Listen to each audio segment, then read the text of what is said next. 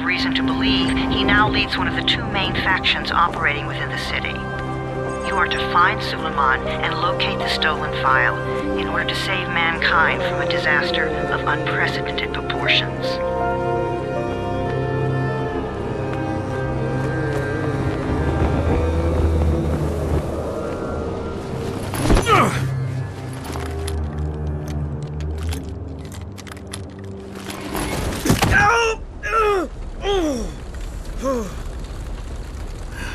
I told you that wasn't a normal drop shoot. Break his legs, then take him to rides. Back up! All of you! Stop! Loud noises draw them.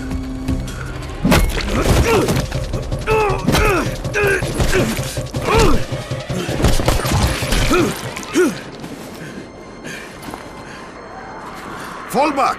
Fall back!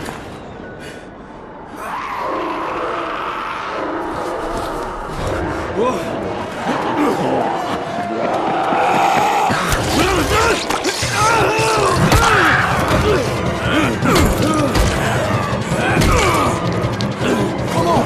We have to move!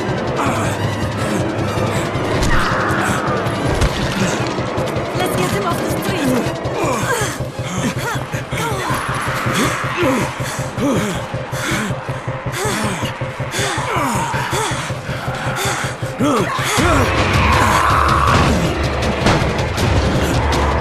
Get the door open!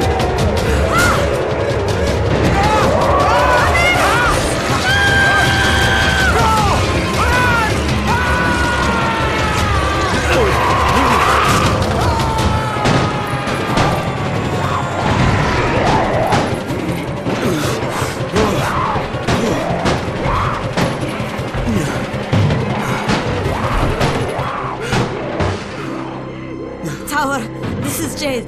Get sickbay ready. Got a guy with a bad head wound and a bite on one arm. Oh shit, Amir's hurt? No, Amir is gone. But I'm bringing in someone who might still survive. One of us? We'll see.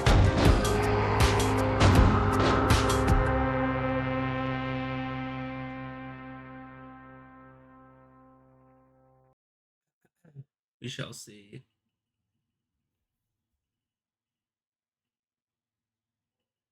You know what I want is basically Left 4 Dead with Destiny 2 level gameplay. Yeah, that would be nice, right? Left 4 Dead 3 when? Yeah, Left 4 Dead, but I get to shoot like fireballs and explosives and shit. Yeah, Left 4 Dead 2 is good, and I've played it for years, but it's really old at this point. All these kind of zombie games are just like, no, we can't let you have guns that make it too easy. And I just want a game where I gun down zombies by the dozens. That's what I want. You definitely do that in Left 4 Dead. Yeah, but then the game is so old that the gunplay is kind of mediocre now. Yeah, you can't even aim down sight in that game, I don't think. Nope. Need a mod for that. So whoever this guy's got his ass fucking beat did basically nothing other than the You first pinch him. You're scared. video. Not scared. Then You're pinch Kyle him. Crane, you're a He badass. blinked. What? He blinked again. What if he's a zombie? Zombie! Badass, yeah.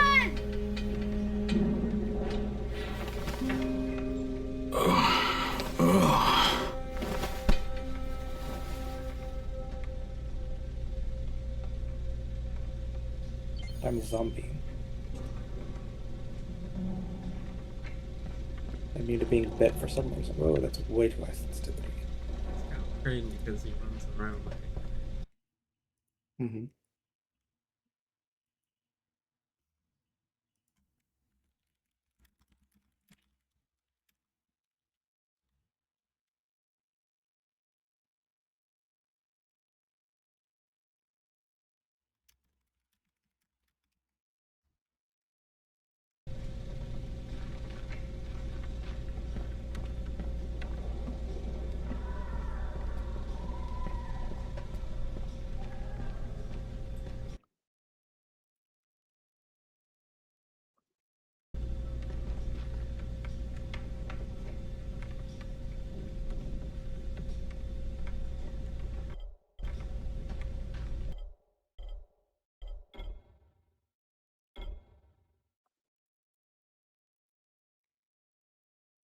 Invisibility single player. I think, yeah, this is the prologue still.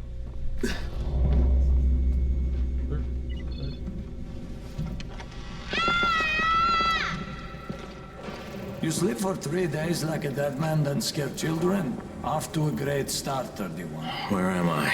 In paradise, can't you see? Okay, enough joking around. Head to room 190. The boss will brief you. What do you mean 31? Ask the boss.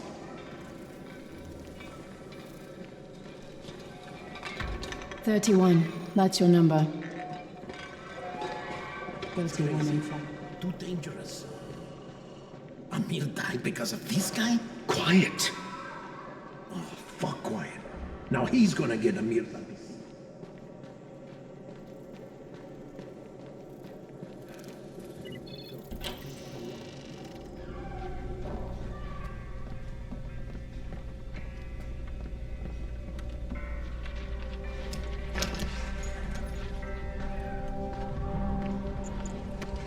Hey, I'm looking for the...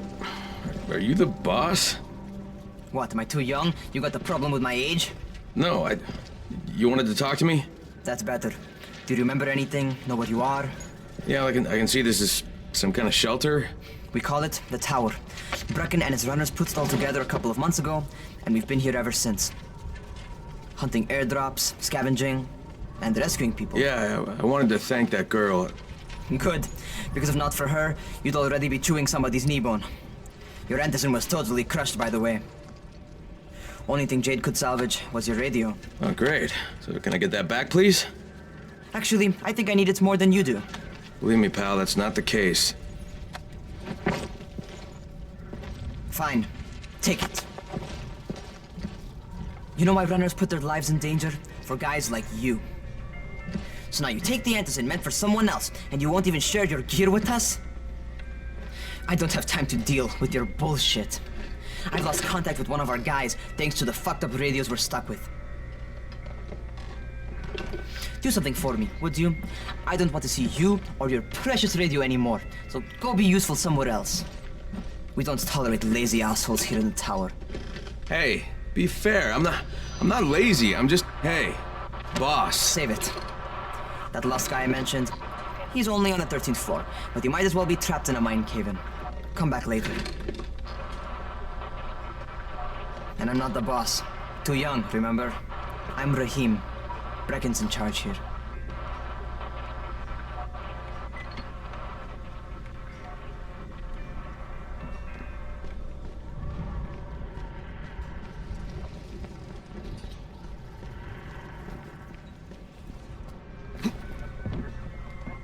I'm not lazy, you little shit.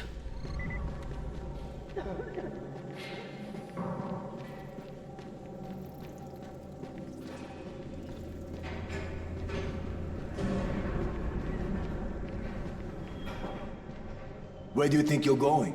The 13th floor. I'm getting some stuff for Rahim. 13? Shit. There's gonna be some dirty work. But we all got to pull our weight around here, huh?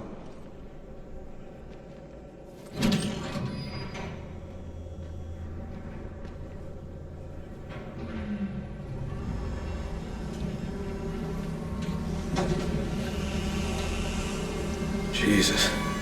How many people died here?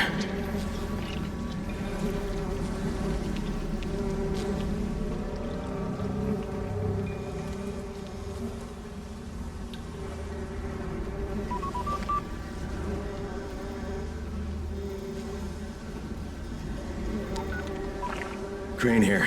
Where were you? We've been waiting for your report. It's been over 70 hours. I lost my radio for a while. Don't worry, my cover's intact. No contact with the tower's leader yet. Unable to confirm identity. I'm taking steps to blend in. Acknowledged. Time is of the essence, Crane. Remember that. There's one more thing. I got bitten. I've shown no symptoms, but the people here say I'm infected. Then you'd better get your hands on some Antizin ASAP. Help! Help! Somebody! What the hell?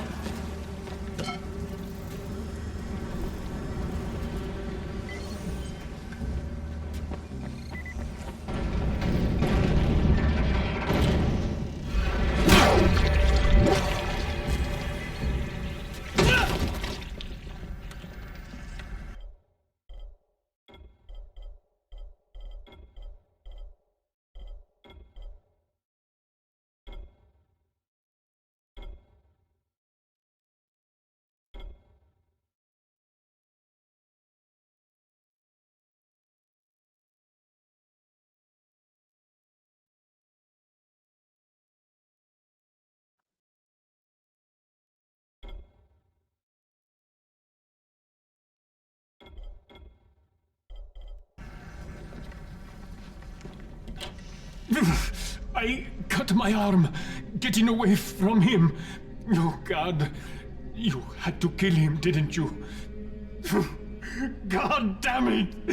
That was my brother. I came down to see him and... Easy. It's all right now. I'll get help. Hey, Rahim, this is Crane. I'm down here on 13. Listen, this guy of yours got fucked up pretty bad getting away from a zombie. Oh shit. 31? You went after Mark? Is it safe down there? Yeah, well, it's safe enough now. Okay, don't move. I'm sending Lena downstairs.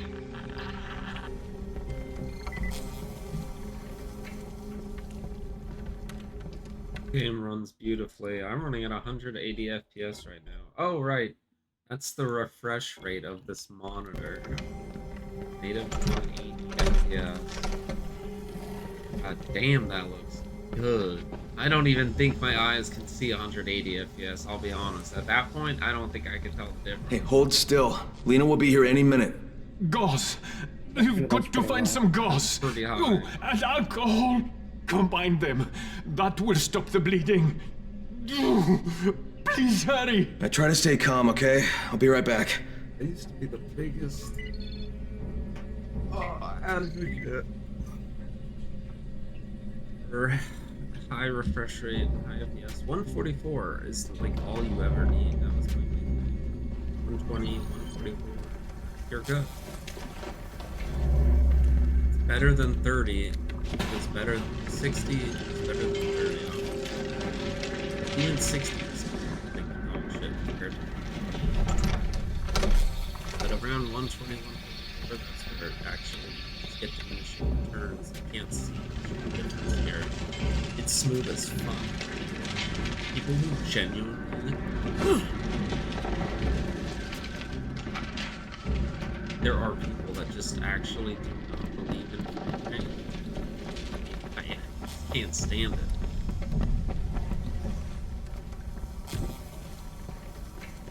Like, it's the only thing that matters.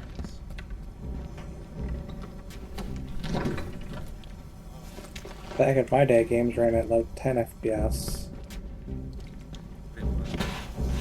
Back in my day, games ran at like 10 FPS.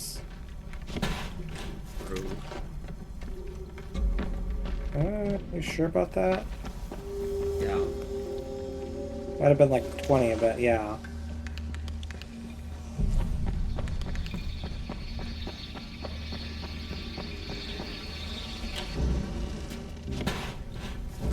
Even on PS2, they ran at least 30 I'm thinking like FPS. PS1. Still ran at like 30 FPS.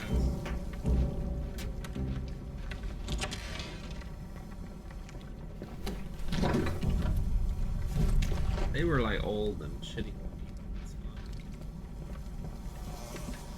Especially if it's like a side scroller. Okay, I think that's everything I'm gonna find. Let's give this a shot.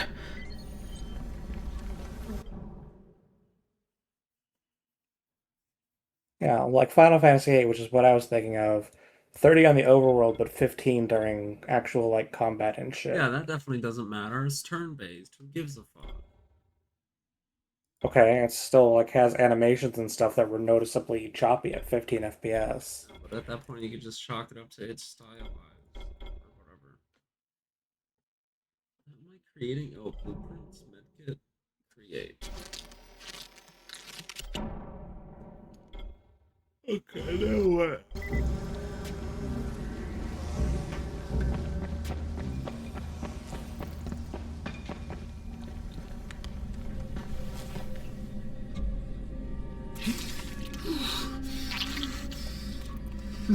Okay, who's hurt? He's bleeding pretty bad.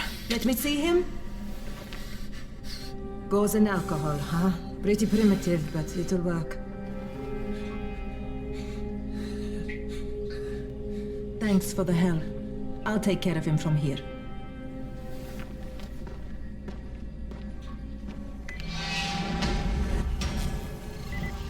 Well done, 31. I know I played Warcraft at 30 FPS or so for a long time. Hey, 31. Not bad for a new guy. Perhaps I misjudged you. Yeah, I just want to help out and repay you guys for what you did for me. Well, go Good. Come find me, and we'll It was my talk about first how you can do computer. this. It was my first computer, pre-built Dell crap, back in like 2003. Yeah, exactly. And I ran it at 30 FPS or so.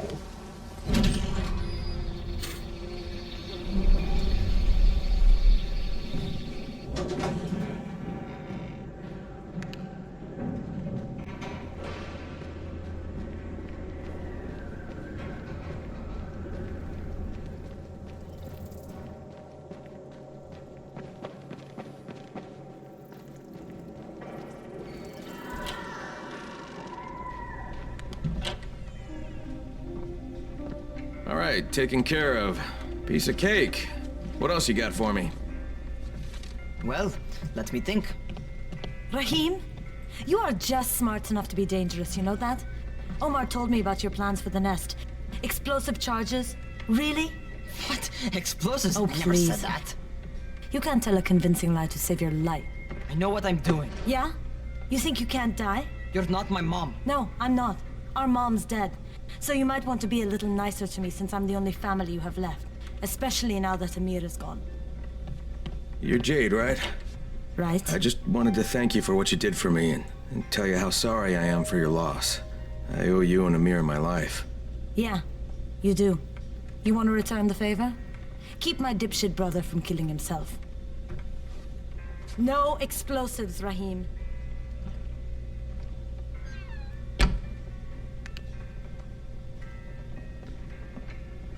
So, is that enough? Do I get to talk to Brecken now? First, go change your clothes. I left some new ones for you in your room. You're in 194. Something wrong with what I'm wearing? You need something that fits the job Brecken wants you to do.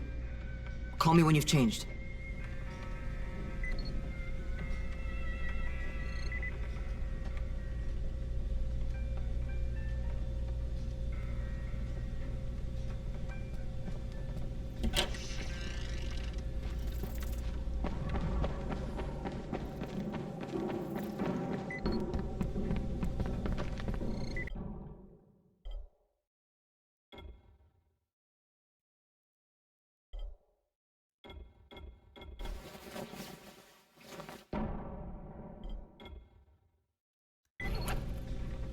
Okay, Rahim, I'm ready. Where do I find Brecken? Not so fast, 31. If you're going to earn your keep, we have to find out if you've got the skills. So get your ass up to the gym. It's on the top floor. Just a couple flights up.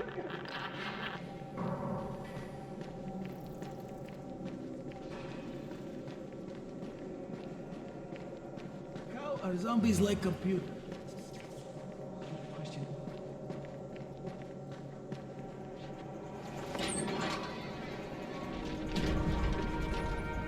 Rahim, I don't see you. Where are you? Those.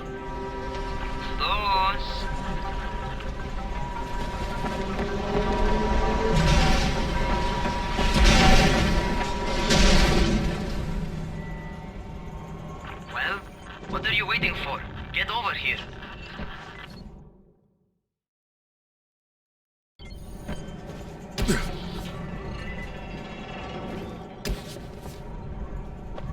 You want to feel right at home. A crane on a crane.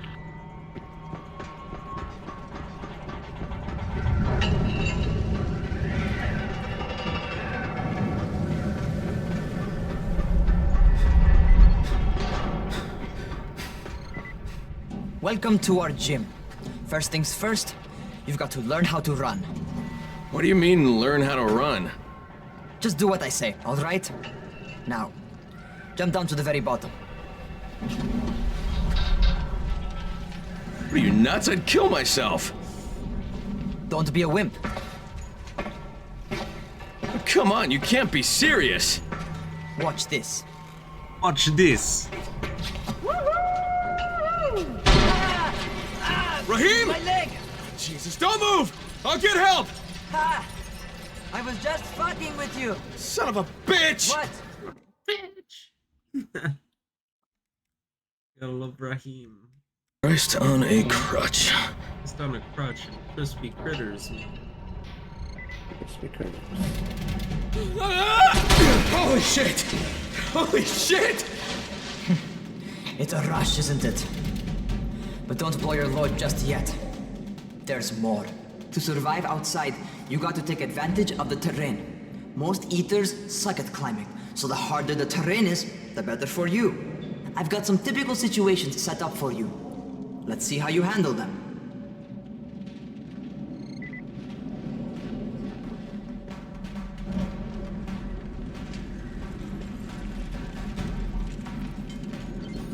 Sometimes it's better to crawl through the low, narrow passages.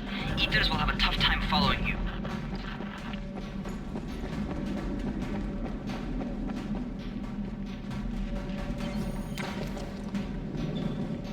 Try not to slow down once you start running. Outside, if you stop, you're probably dead. Not bad for a noob.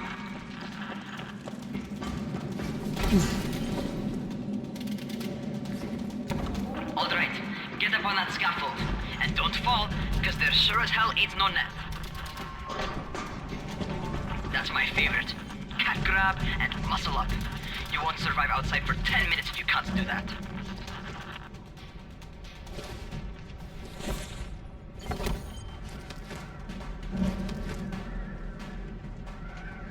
Cat grab. Grab. Good job. Okay, time for the real test. Get back to the crane.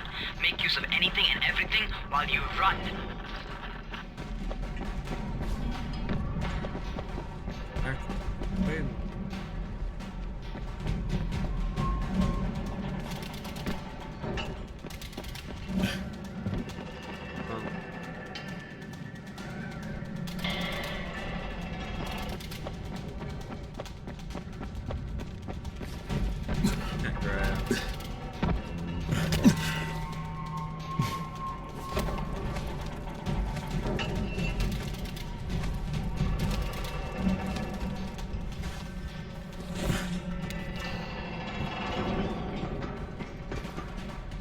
Okay, that's enough. You've got some serious natural talent, man.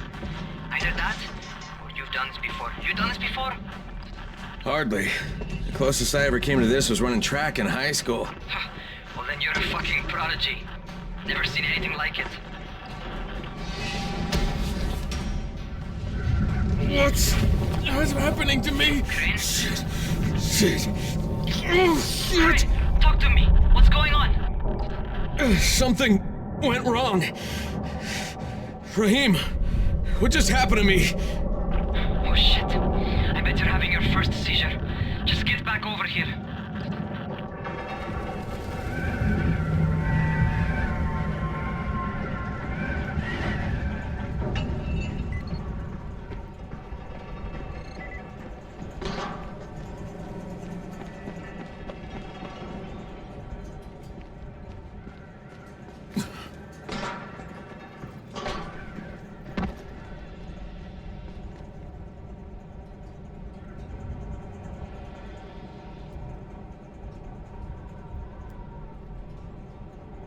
Rahim, what the fuck was that?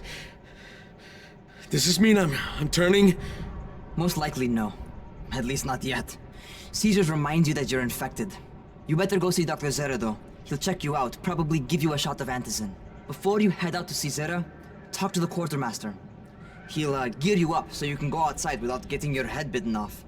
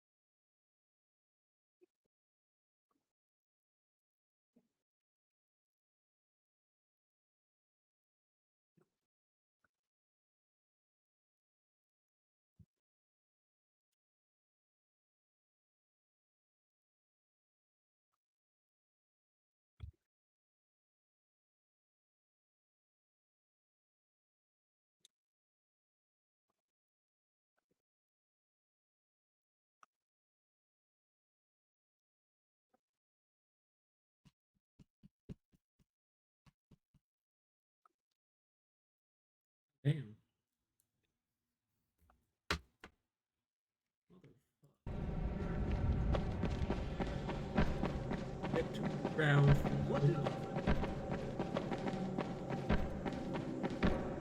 The elevator. Do I have to? I was gonna walk.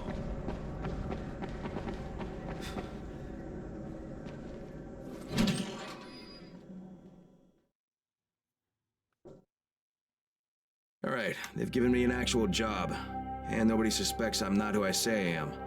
So far, so good. And once Dr. Zere helps me manage these symptoms I'm dealing with, I'll be even better.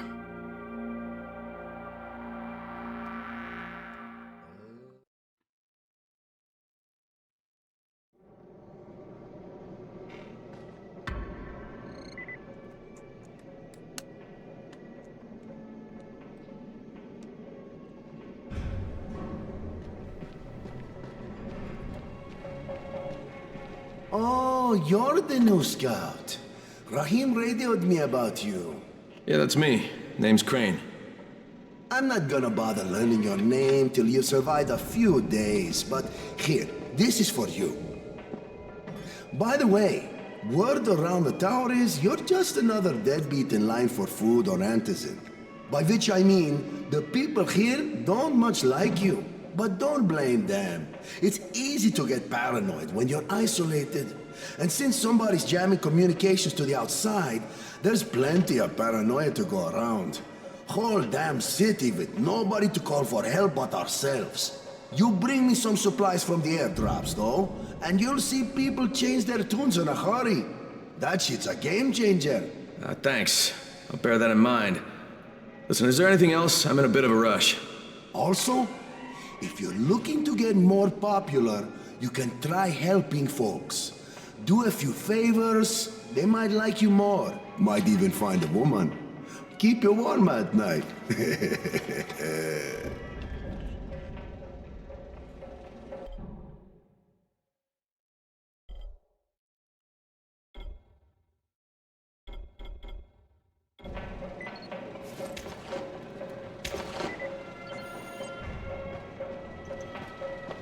Beware of the night.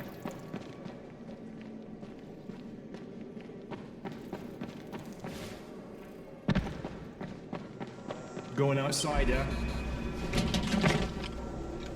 Okay, new guy. Be careful out there. We've lost too many already.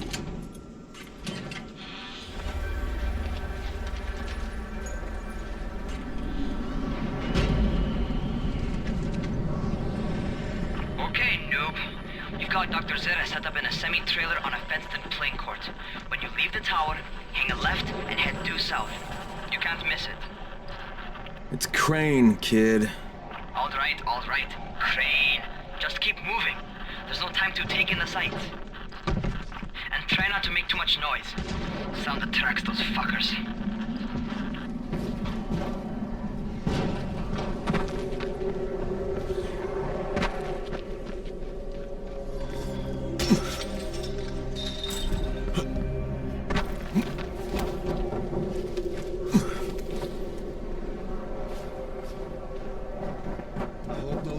Fuckers never figure out how to climb on top of a van.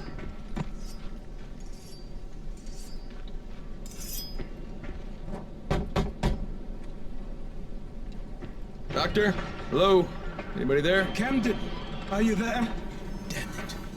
So I'm supposed to get a vaccine? What? No. Suppressant. It's called antizin. Suppresses the symptoms. Here, sit. Antizin postpones the inevitable. Best the GRE could do. Inevitable? So there's no cure? It's a variation of rabies. There's no cure right now, but you see, I've been running tests on both antizin and infected tissue. A cure is possible, definitely possible. Oh shit, you really think you can figure it out? With Dr. Camden's help, yes. I think so. Now where did I put that injector? Who's Dr. Camden? A colleague trapped in Sector 0, where the outbreak first, broke out. We've been collaborating via radio, though we would have made more progress if the connection were better. Also, if my earlier experiments had borne fruit.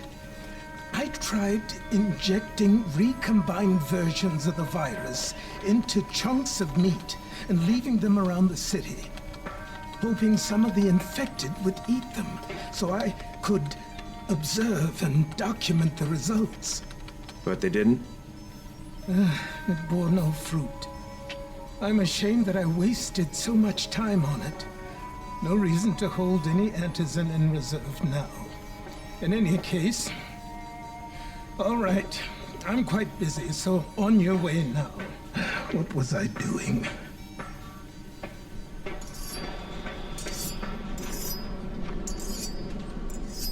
Keep it fast. Rahim, Zara checked me out and gave me another shot. Okay, great. That ought to hold you. For a while. Which is good, because I'm starting to get used to the idea of bossing you around. So, time for a real trial. Go talk to Spike. You'll find him near Zera's truck. He's got the first real job for you.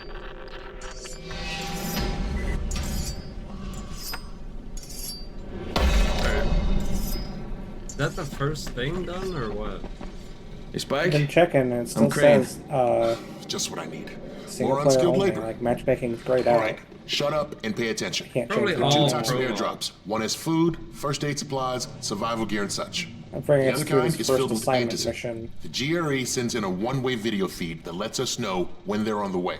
Look, the trouble is, the airdrops with antizin keep getting raided by Rise's thugs, and without antizin, we're basically screwed. Rise and his boys only operate during the day because going out after dark is a dandy way to get killed. But the next two antizin drops are coming down right at sunset tonight, and Brecken means to go after them. This may be our only chance to reach the airdrop. What's my part here? Well, as I said, going out at night is basically suicide. Or it would be if I hadn't been setting up safe zones and traps out there for weeks now, which I have. Now, Brecken and his team will be okay tonight so long as you get out there now and arm those traps. That's your part. All right. What are these traps and how do I arm them? You'll see. I'll be talking you through it. Just remember, without these traps, Brecken won't survive the night. And if he doesn't come back with antizin, we are lost. Before you head out there, grab some firecrackers. Made them myself. They make a fine distraction if you get in trouble.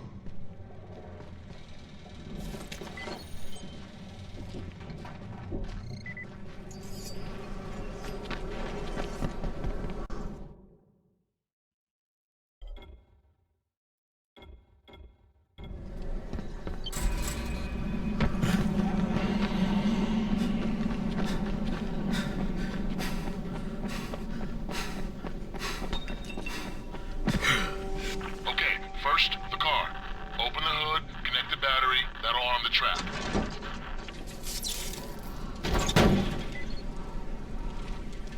Jade here. Is anyone outside right now? Urgent help needed.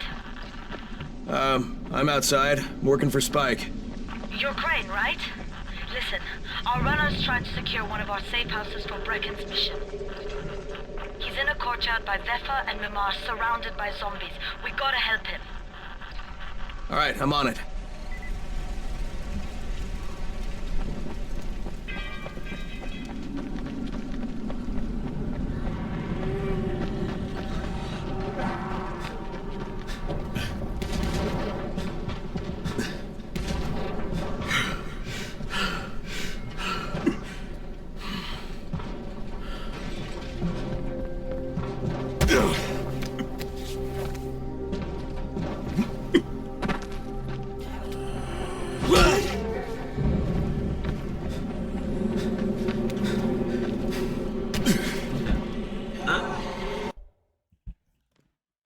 Better get this close.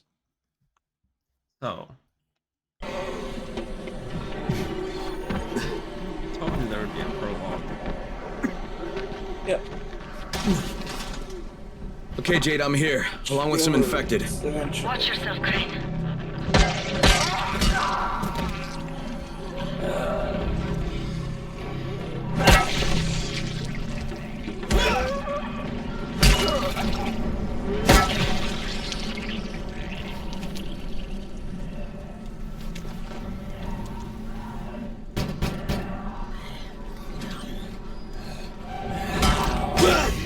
I think it's too late for this guy.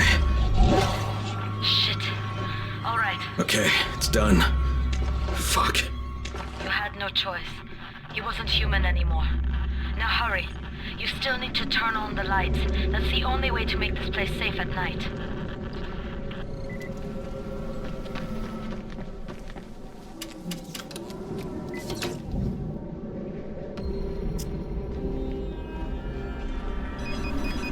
Ah, shit.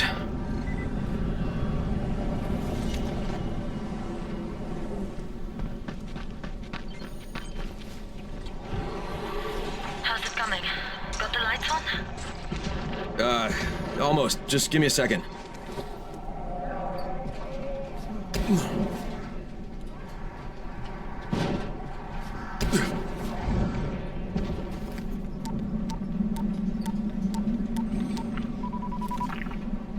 Crane here. Report. Okay, I met this doctor, scientist type. They've got him set up in a sort of research trailer, and he's working on a cure for the virus. His name is Zere. Hello? Do you copy? Affirmative. Secondary objective added. Maintain your cover and secure all of his research. Acknowledge. Your stolen file still takes top priority, though, right? Affirmative.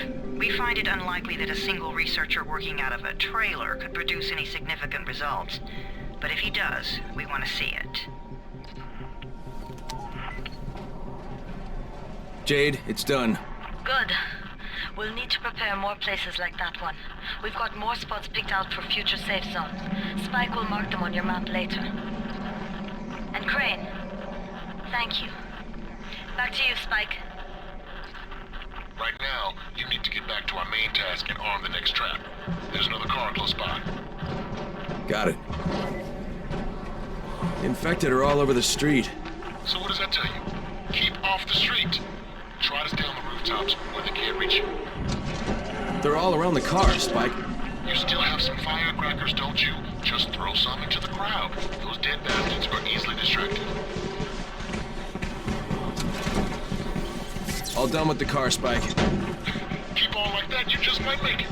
The next trap's close by, and I shouldn't have to tell you, but don't get caught out in the open. Spike, these freaks are everywhere. If I need to use a trap, how do I activate it? You can't.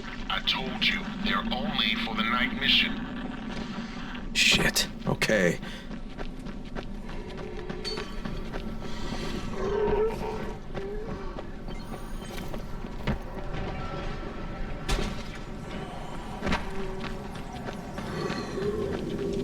It's definitely Dying Light, but there are just loads and oodles of upgrades and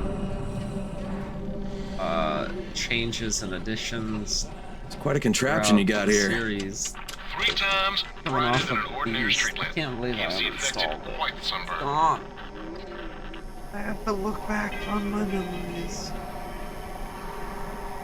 All my old footage.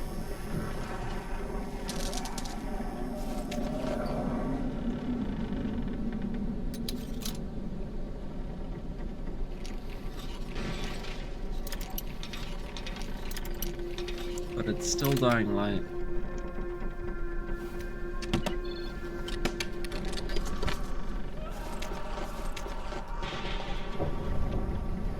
It is shittier though. They actually did improve like the UI and everything. It's totally passable and it works in this game, but going back to this, I'm like, yeah, I prefer the UI and just the little things in the newer ones. So I guess that I always question why games do this, like in a series. It's like, why do you change the UI and all these kind of little things? Like, why are you doing that? Why not just keep it the same or whatever? But this is kind of a perfect example of one where I feel like they improved the UI and stuff. Just the icons, like the use icon and everything, just all the little things. I feel like it's better than the newer ones. It feels a little outdated or clunky or something. I can't really put my finger on it. Yep, that's what happens.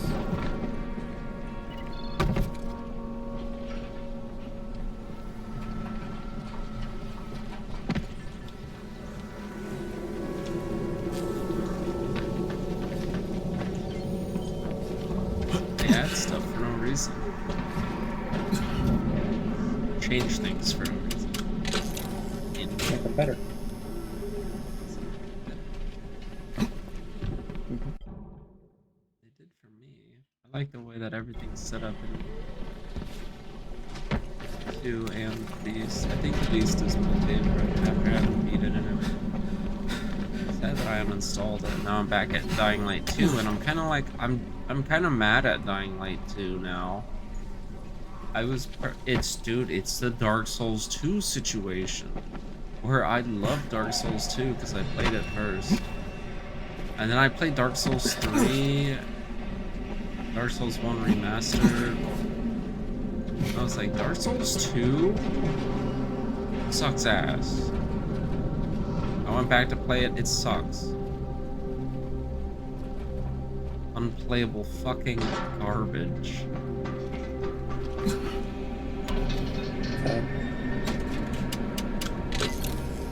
Okay, lights are all set. I really like it. It's still, there's a memory of it in my head. Like, it was my first ever Souls game, and I was like, man, this is fucking awesome. It's so, like, hard and brutal and amazing at the same time and wondrous. But I don't think I could have had that experience with it if I played the other, like, fuck, Spike, the whole goddamn district went down. What the hell's going on? Going into Dark Souls 2 after those, Alright, listen. There's a just see power how substation bad it here. is. Go check it out.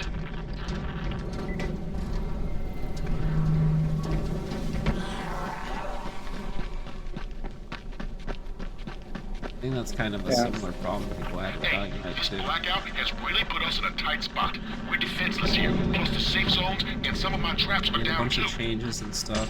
It's We just need to kind of get the power shitty. up and And then in running 3, ASAP. they reverted everything and just kind of made it better. More in line with the first one. Way just a good game. Took out all the errors that they made in Dying Light. Oh god.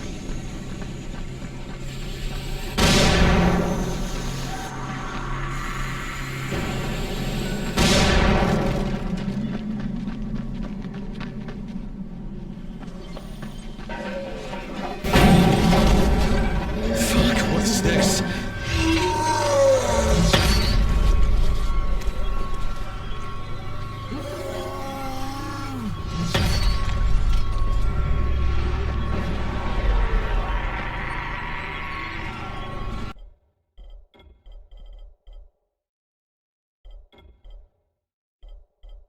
Do I not have a dodge? Where the fuck is the dodge button? There's no dodge in this. Yeah. No, I'm gonna hate this. I'm gonna hate this. I don't have a fucking dodge key? No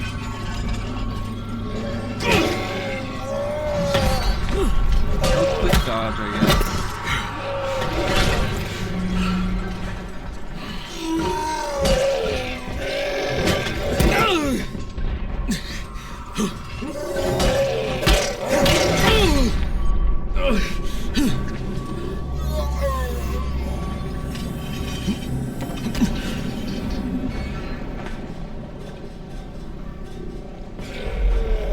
You fat bitch.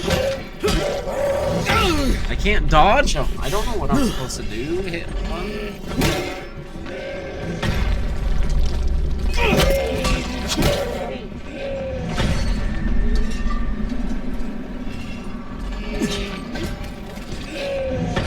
For that guy, I lured him into a corner, jumped up I already on the blew building. him up. Blew up all the shit. What? Oh, I didn't kill him. I couldn't kill him. I was trying to melee him. I just kind of lured him into a corner, jumped on top of the building, and did the thing. Kill the guys. I think that guy's invincible.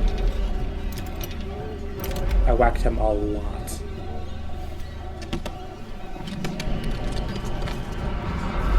No one's invincible.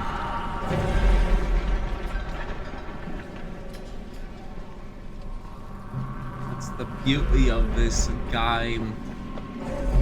No one's invincible.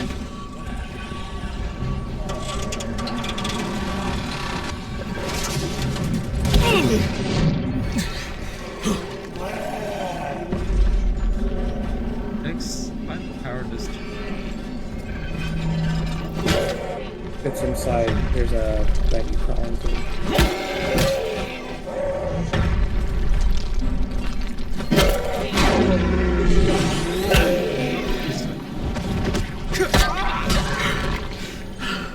It wasn't even that hard. You just did not smack him enough. I smacked him a lot. My inventory's full because I can hold exactly 4 items. Okay, which one of these is broken? What's the broken one?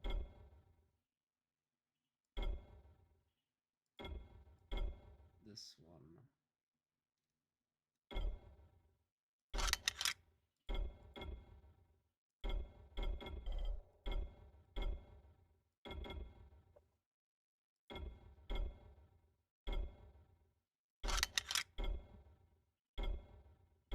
I want to keep the table leg that he gave me. Forever and ever. Heavy rebar. Never picked up heavy rebar before.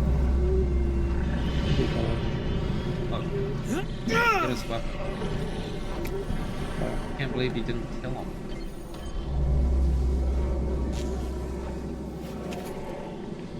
Not a very good Kyle Crane. I don't know what the real Kyle Crane, Prime Crane would do.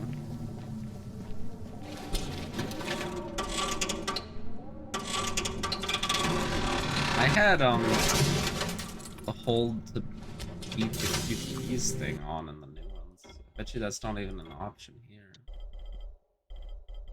Probably not. Nope. I don't see any kind of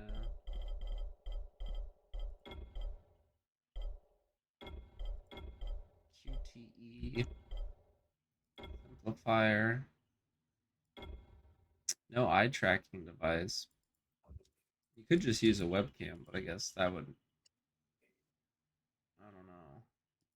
I'm kind of amazed at how good you can just... the software can utilize your webcam to track your eyes and everything. Alright, I've got the substation reset.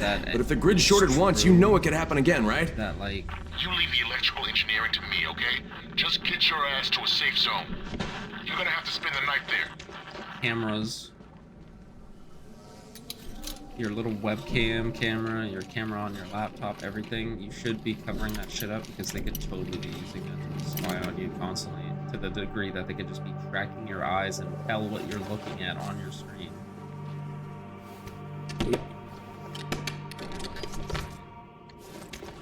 The grandpa used to be super weird. Everything to do with computers, technology. How, like, giving out your data, not letting your data get stolen. They got your data if they want your data. Your data is gone. My data. It's almost like pointless to try, and yes, it's pointless to try. Scrub your existence and make people stop. You have to be neurotic to do it. To a point where it's unhealthy and it's impossible. They got your data, bro.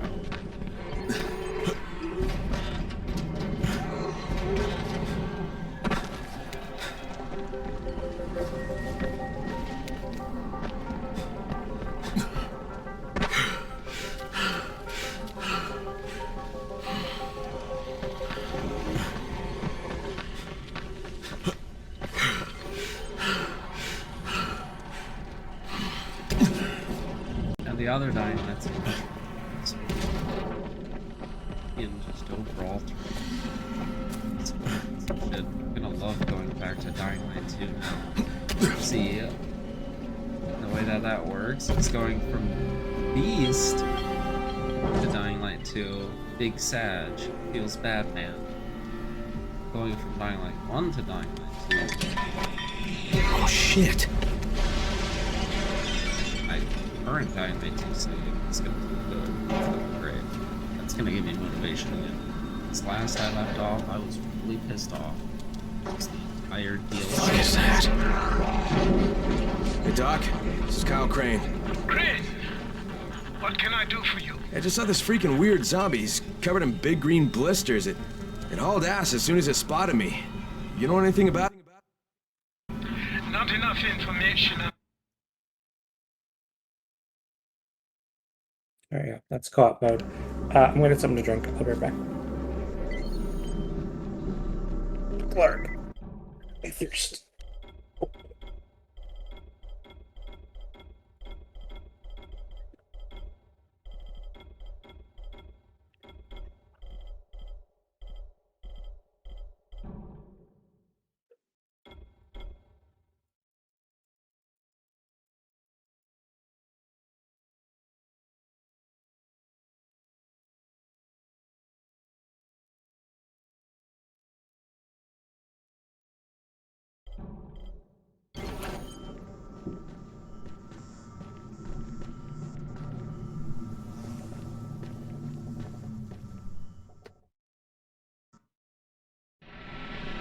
Crane, you awake? Something bad happened. We need to talk. Okay, give me a sec.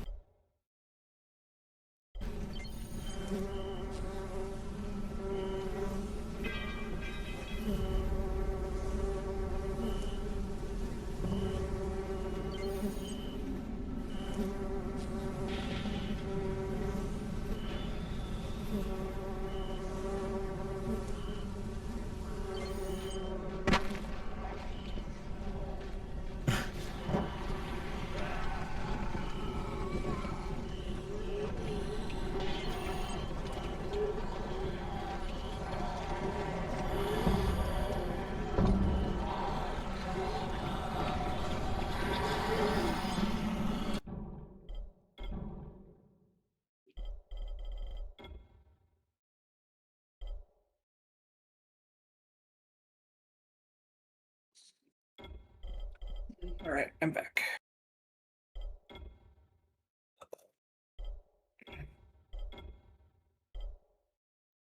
This is gonna be really good. They added a lot of content over the years. There's so much, and the guns are not as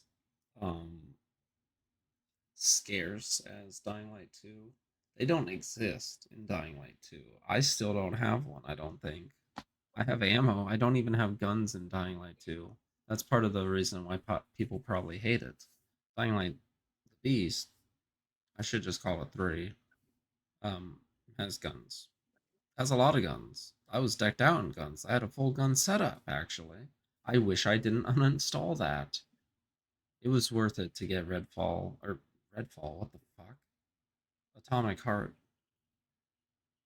God damn, what the fuck? Why did I say Redfall? I never even played that game. No idea. Confused myself. There's someone in my head and it's not me. Oh my god, this ranger bow. I can make this? I'm sorry, I have to make this. Oh.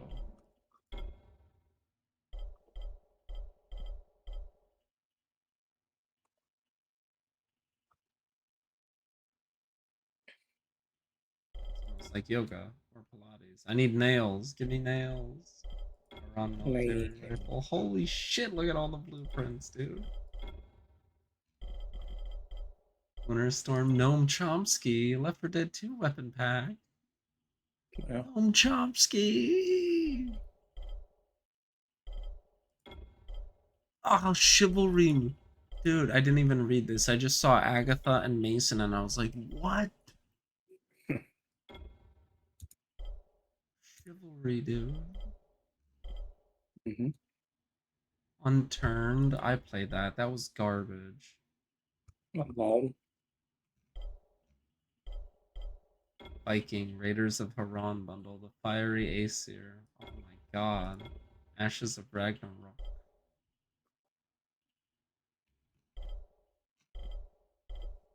LED meta bow. Wait, I could have made that instead. That's what I get for being a fucking idiot, huh? I made this shit bow instead of this LED meta bow. Great. I'm actually mad. I'm gonna make a new bow. I'm gonna make a new bow.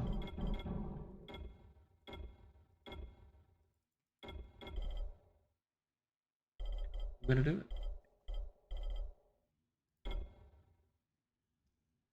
Can you get me arrows? Probably not.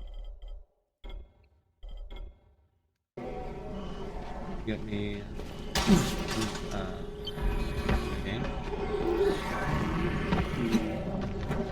It did pop up with a play game button.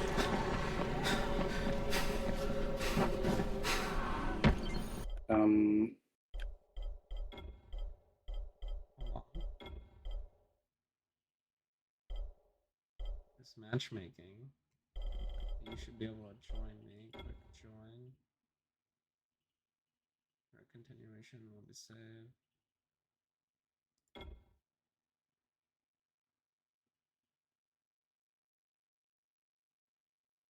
What the fuck? Who am I joining? Yeah, just dumps me straight. Yeah, it's me too. Just dumps me straight into somebody else's game, I guess. Black screen. Some rando. Try to join is no longer available. No fucking shit, asshole. What are you talking about? None this guy. You awake? Something bad happened. We need to talk. Multiplayer doesn't work for this. Okay, give me a sec. Need it. Fuck off. I loaded and now it's going through cooperative mode unlocked. Additional content unlocked. Fuck off, dude. You fucked me and now you're fucking me even more. What is wrong? What is wrong with this shit? God damn. I'm trying to invite you and they make it so ridiculous. Session options. Friends only. Oh my fucking god. Oh my god, you know what it is? Well, yeah, hold on. Get this out of here.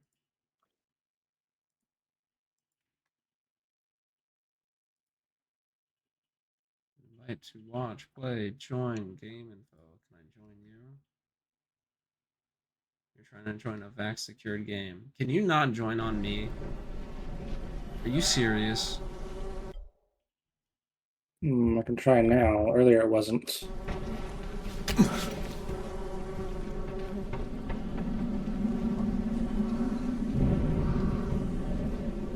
Should I turn back on? No, it doesn't matter. It's you and me. Come on. I'm trying.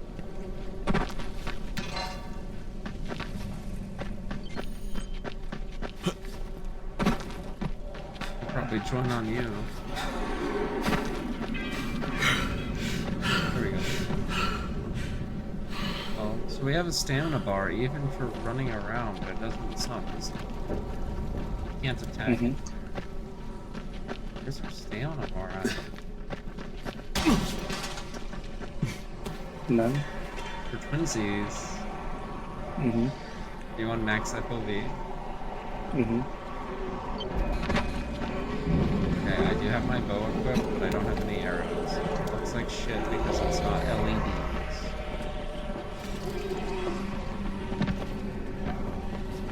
This game is one of the best games of all time. We're playing together.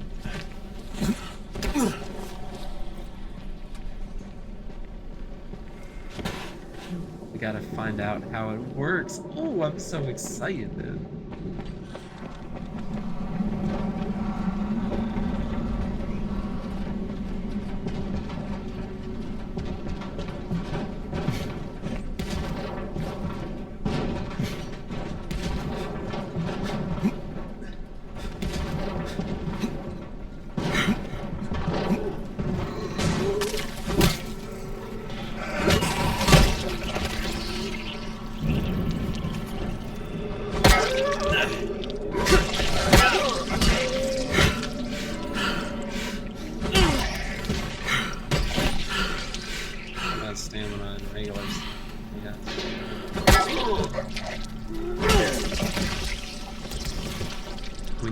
all the loot we can find.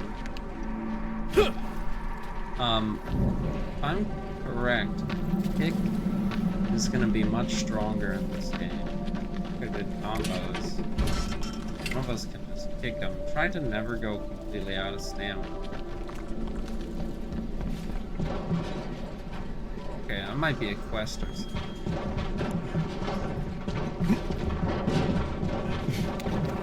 Could be places we can actually get loot. It's been so long since I played this first one. I don't remember much. And then the ones that I play, they kind of throw loot at you a lot more. Cute.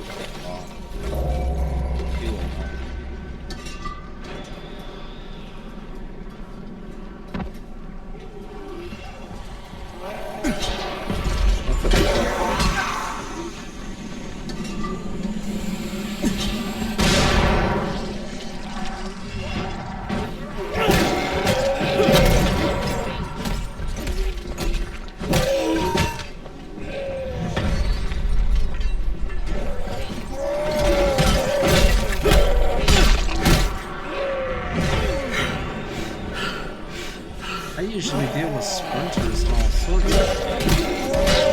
There's not like sprinters in this. There's no blocking or dodging. This game is worse. I have got to dodge via agility skill points. Oh, okay. Yeah, just a level. That's good. I don't have much stamina. I don't like it.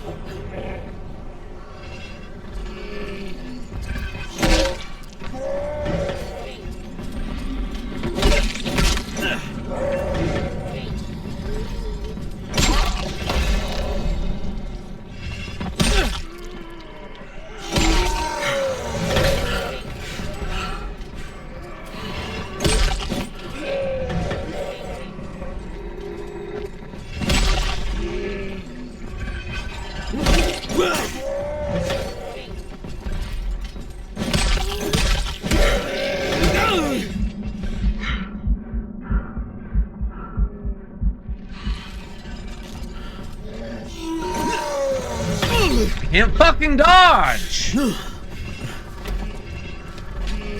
God, dude, come on! I've been fighting this guy for 10 years!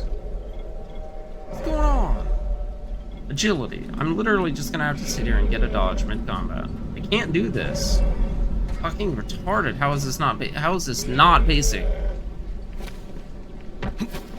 What the fuck is wrong with this game? Will not die. What? I've got a zombie here that just will not die. Yeah, me too, dude.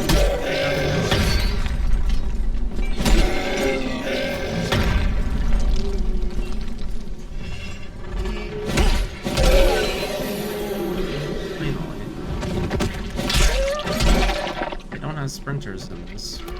Or yet, at least. Kick a zombie into a spike if you won't die. There's one around here.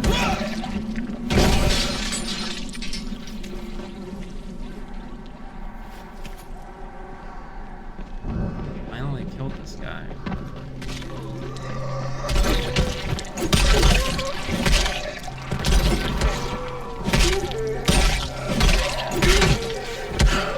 Bring him over to me then. Stop. Breaking our goddamn.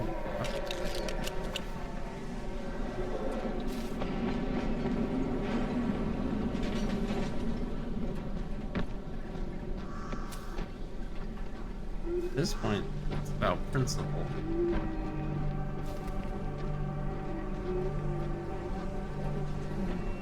Because I had to beat that guy's ass.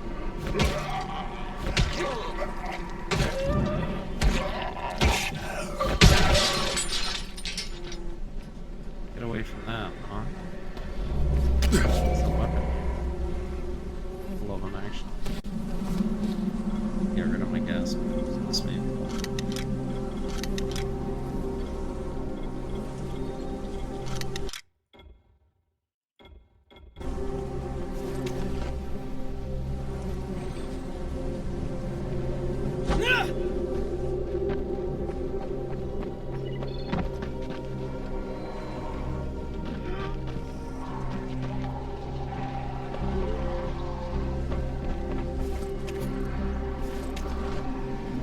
Packages on the ground.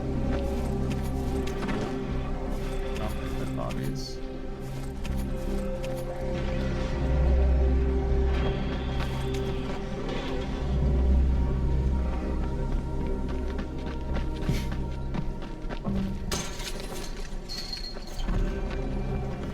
You seem a little bit under the weather. Crane, first of all, you did great out there. From now on, if you need something, come see me. And to start with, here's a UV flashlight and a remote control. You run up on a volatile, give him a face full of UV, or lead him into a trap which you can trigger with that remote. You got it? I kind of forget who that is. What? I kind of forget who that is.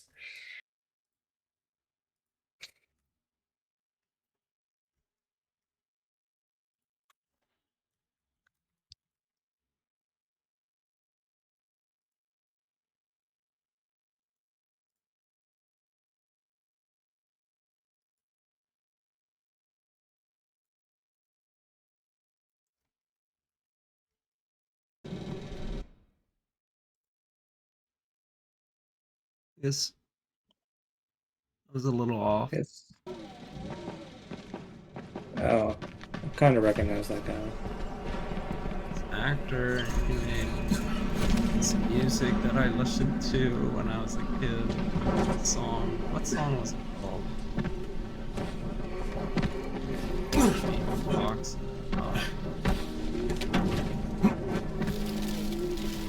I mean, I'm gonna put you on follow. I don't know about that. They're coming.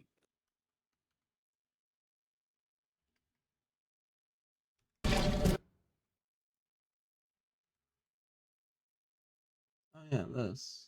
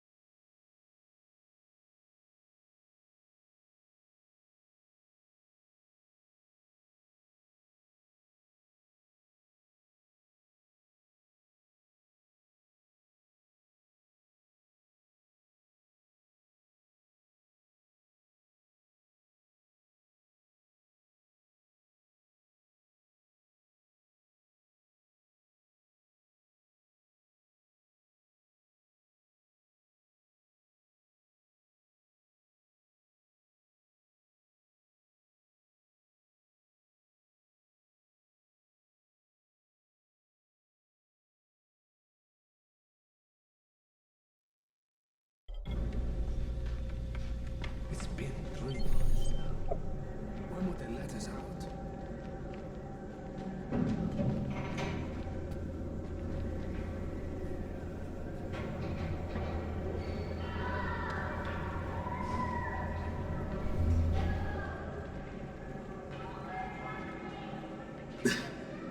Jade is a kickboxing world champion 3 times. Like, come on. Are you really gonna glaze her that hard? Some random person in random unknown country is 3-time world champion? Okay. And, you know. And it's a female, too. Like, it says females only kickboxing. Is it mixed genders in that? Good job out there, 31. Talk to this guy. I mean Crane, right? You talk to the guy. Didn't sound like he had much to say. Oh.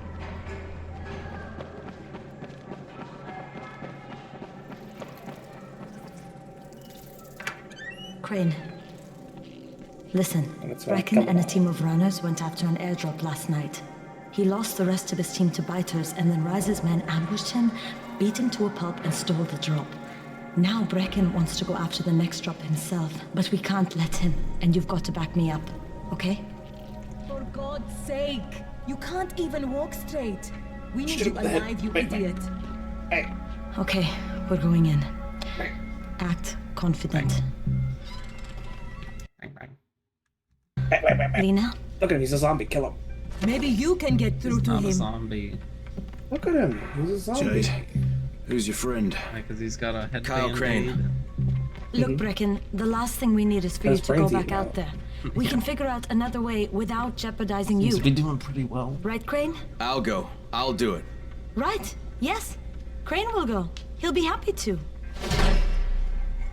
That fridge was completely empty. He Jesus. manifested that bomb. No when he offense, was- friend, but you're as green as grass. You can't just... Crane To be will fair, manage. the fridge would probably be He'll pretty start in the empty. right spot.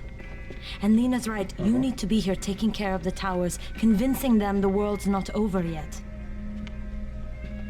Oh, hell. Maybe one more try before we go to Rice. Yeah. Okay, fine. Good luck, Crane.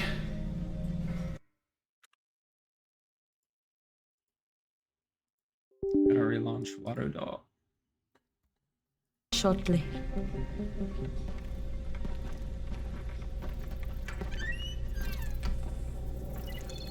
Look, there's some...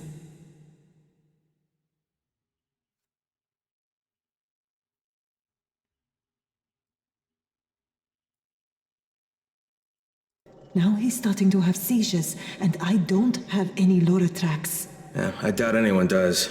Anti-seizure drugs were being passed out like candy when the infection first started. And the stores ran out weeks ago. Yes, that's right. How do you know that? Look, what do you need me to do, Lena? There's a man in town named Ghazi. He's not altogether there, if you know what I mean. His mother had epilepsy, so he used to pick up medicine for her each month. She died 2 years ago. But Ghazi kept going to the store to pick up her prescription. He likes his routine, and Ghazi can be very insistent. So, they kept giving it to him. You think he's been stockpiling it all this time? If he hasn't, I don't know where.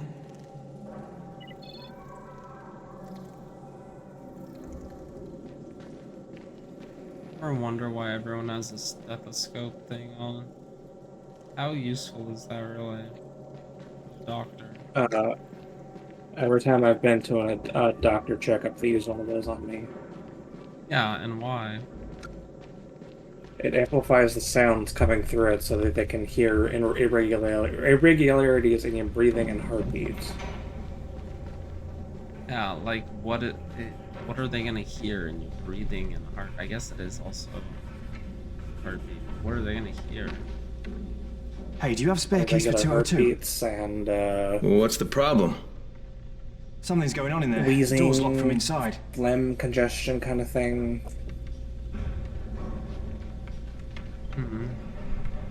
They use it on you every time, and never is it any important.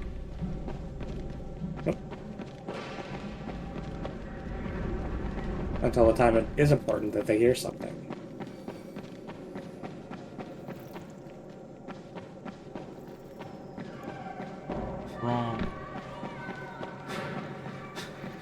So this is not supposed to be a specific city, right? I don't know, to be honest. They seem kind of Indian. That's that looks a lot like the Golden Gate Bridge in the San Francisco Bay right there, just kind of, you know, uncopyrighted. Gold must still have a lot of whatever things you in wanna that put pawn shop of his. Yeah, probably a bit of everything, really. Sure could use some of that stuff now.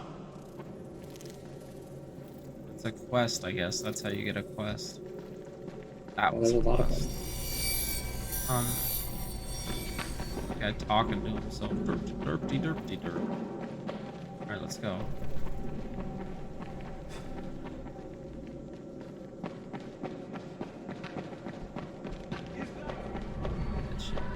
Doesn't sound like Bahir. Hey, could you check on Bahir in 202 and see if he's around? Tell him he's late for his shift and Seth is getting mad. Could you do that for me? Who the fuck are you? Sure, if I see him. Oh, dude. Fake eating beans. Who is this guy? It's Seth. He's the bean eating guy. He's got his pot of infinite beans.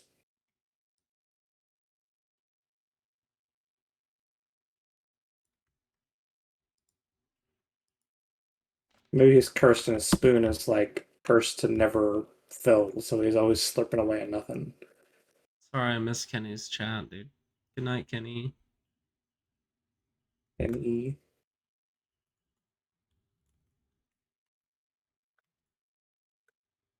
It is Kenny. Or was, I guess. Yeah.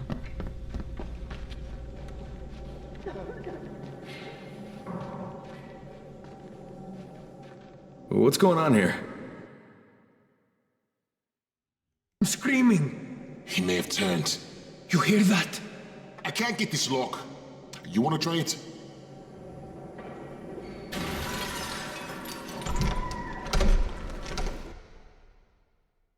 I had to get my things set up, and I guess the entire time that we've been playing, I haven't had stream going because I had to shut down my model so that we could load. I guess I haven't looked at it since then. That's my fault. I'm bad at everything. Lockpicking.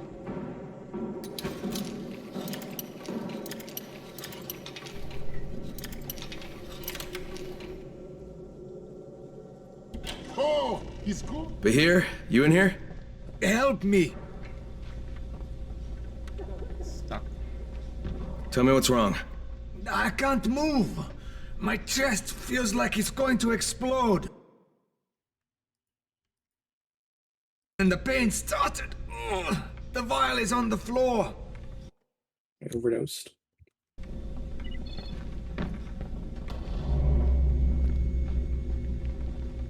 That wasn't antizin, that was sulfuric acid. What you took is junk. What? It's fake. Where did you get this from, Bahir? Please, I need a doctor. First, tell me who sold you that. I can't, I promised. This guy is very useful. He brings me things from the outside. Yeah, like phony antizin? People could be giving this to their kids. You want them to go through this? No! God, no! Then tell me who sold it to you. Yusuf.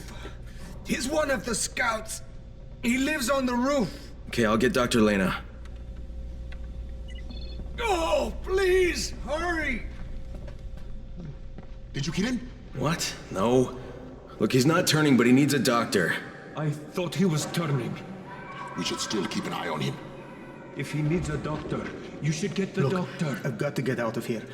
I need to get my wife and kids somewhere safe. You know, seems to me this is about the only safe place there is. Safest place in the slums, maybe, but the slums aren't safe. It's no place for my family. And I found a way out. You mean out of the slums? I can't tell you the details, but I need to get across town, and I can't do it without a gun. If you'll get me one, I'll tell you about a place that hasn't been looted yet. I promise you won't regret it. Well, how do you know this place hasn't been looted? Because there's only one person that has access to this place, and you're looking at him. Bring me a gun, and the key is yours, as well as everything you find there. Wiggity way.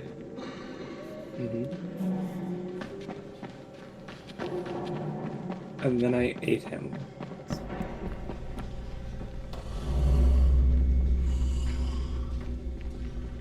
We're the wrong way. People sleeping in here. Oh. You see my flashlight? Oh yeah, you can. I can't kick him. Why would you kick him? That guy's a zombie. That'd be funny. I want to bully him. Why would you do that?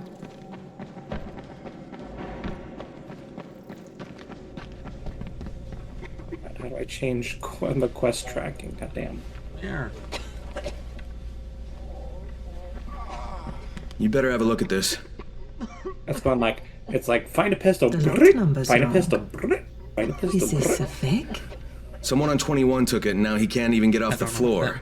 Aman, get down to Quest 21 tracker now. thing on the right Where side did he keeps get it making a from? noise. Yusuf. Has, like, He's one of the refreshes scouts. itself Well, he can't be producing it here. Someone's supplying him. I'll have a talk with Yusuf. The sooner the better. Don't hurt him. Just talk to him.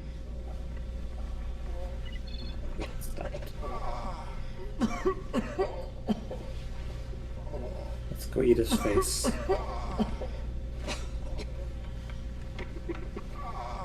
You go there for me. You're probably gonna have to. I'm gonna throw you can fast travel.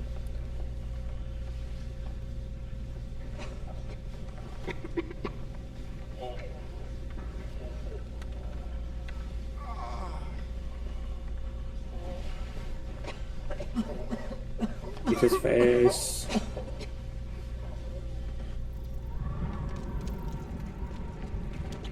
Yusuf? Welcome to Yusuf's Emporium. If it's hard to find, you need to find Yusuf. Whatever your needs, Yusuf has it all. Yeah, I'm looking for Antizin. Well, of course you are. My friend, He's a this zombie. is your most lucky day. No, Yusuf, it's your lucky day.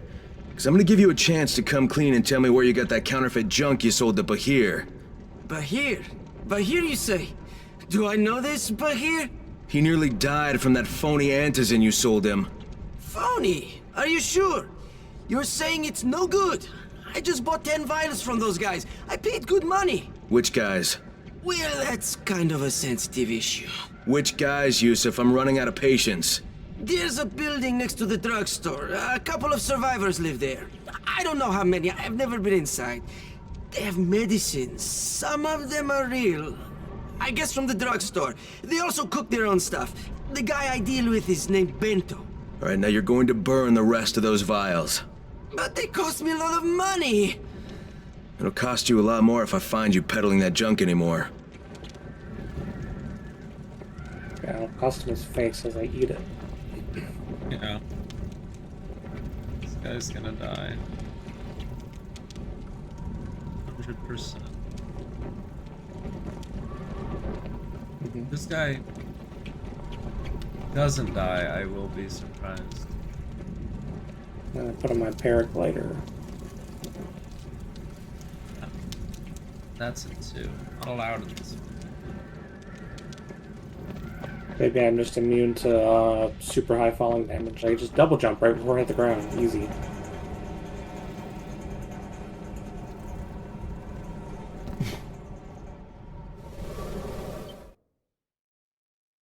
Bye.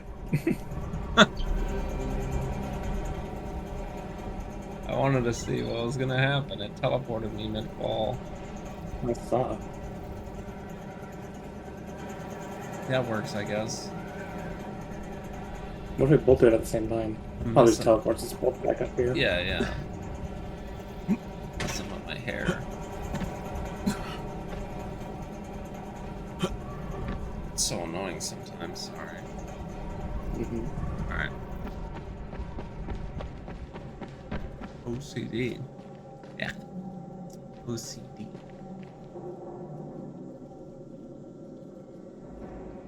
So, where do we go now? The hell?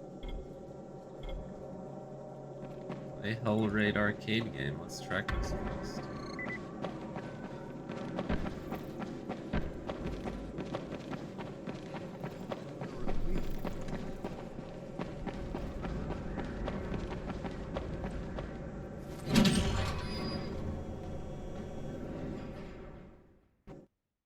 time we played the fun side of life.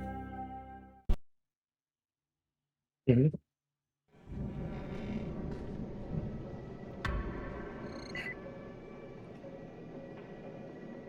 It's been 3 months now. When will they let us out?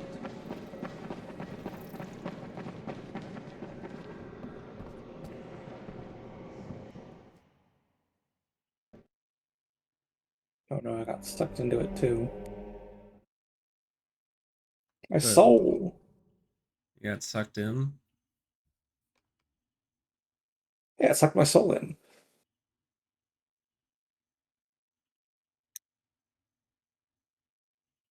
This is the beginning of the Hell Raid story mode. Venture in the depths of Ball Temple, uncover its secrets, and make your way back to the real world if you can survive long enough. What the fuck?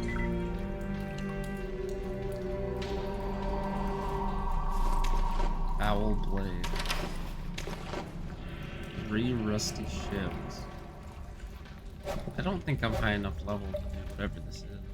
Let's see. Skills. Power. Power tree.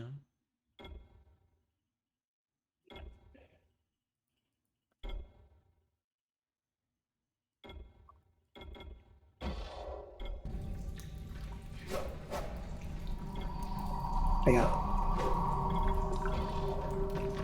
Feminite Doom.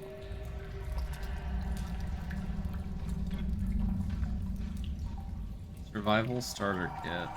Learn how to craft most basic things. Thanks. Boosters. I don't need boosters. I need backpacker. Alright.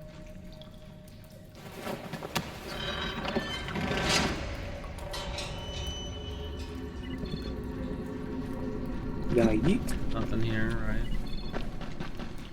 Doesn't seem like that.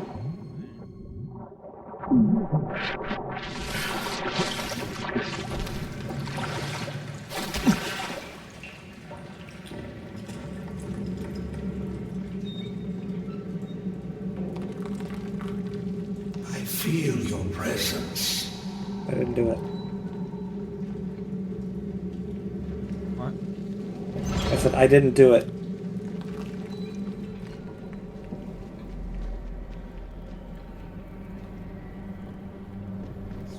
Looking for treasure. Many have tried.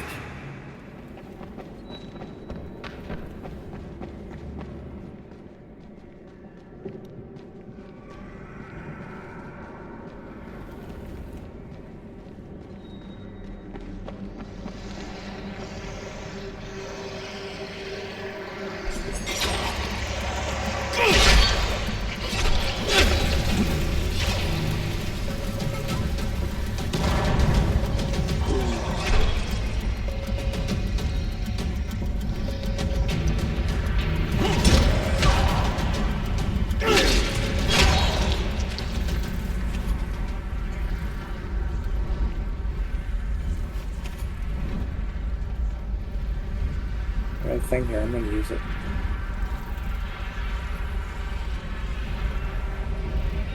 I got my soul. Oh, I gotta deactivate him, okay.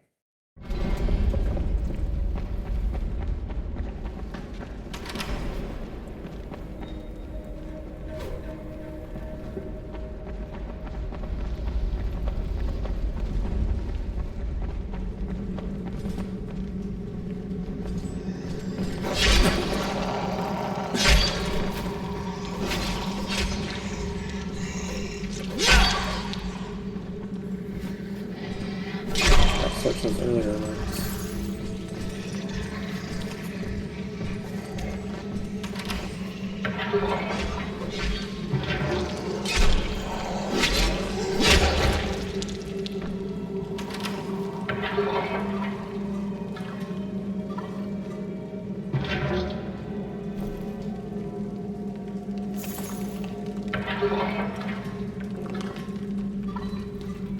There's another one.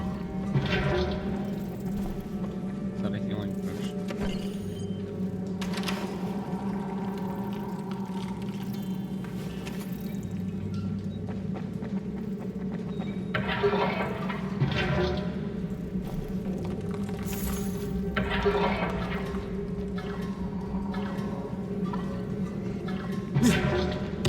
Oh my god, it blew up immediately. At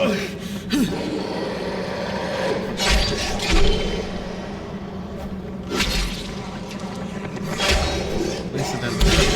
Okay with that.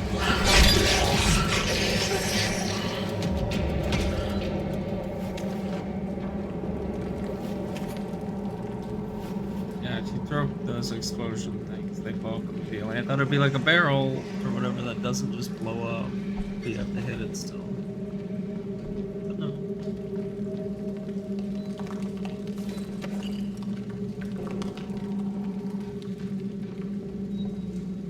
Oh shit, we're in a frickin' PG now. Mm-hmm. Yeah, those do explode instantly in an area that hurt a lot, actually. Yeah. Come back.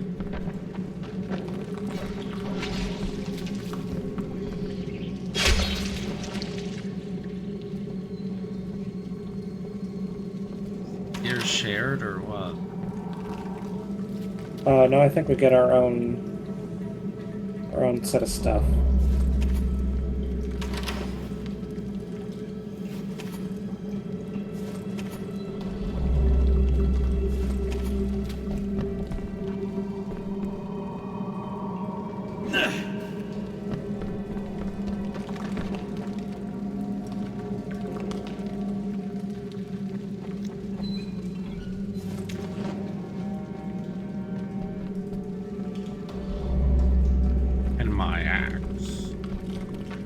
And my ass.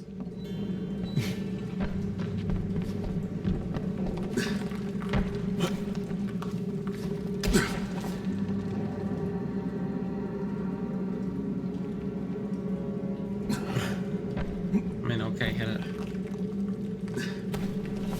Hit the left. To come up too.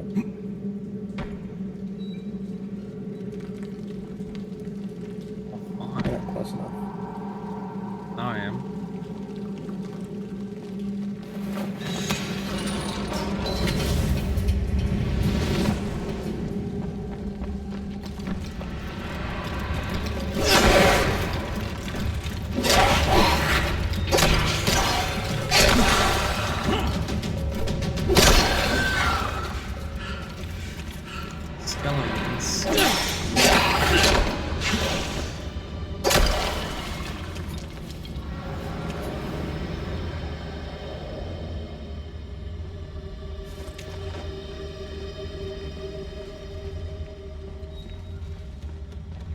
So, you are a warrior.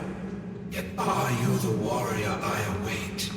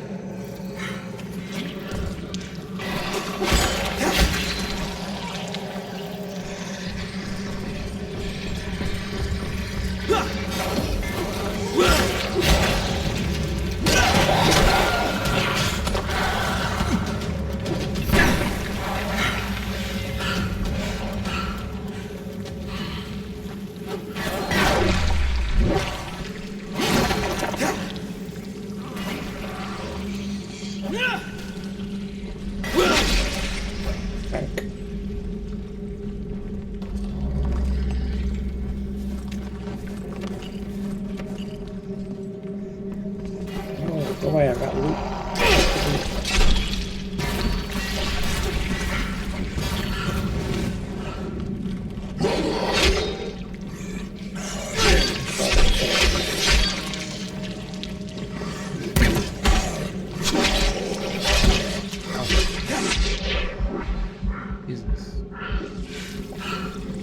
Where are they coming? Everywhere. Printer, help! Fucking help! Cut my own shit, I'm killing.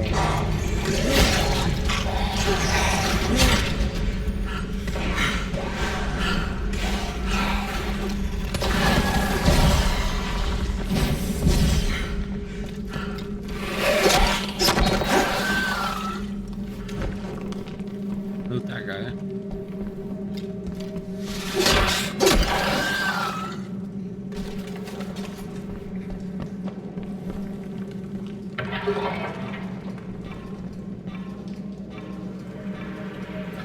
Here.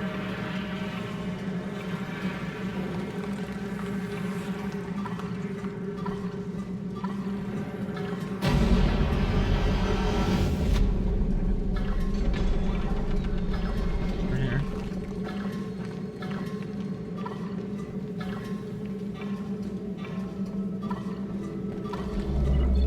Here's some stuff. There's another barrel. Whatever you want to call it. Pot. Doom. A big pot of doom. Bring it and throw it at someone. I see red dots down there, but I don't know. How do you think we get to? Oh, there's another one. See if it. Here, look down. See if this explodes. Oh.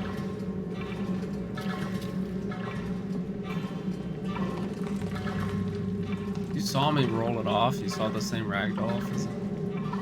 I guess, yeah. I think there it is, yeah.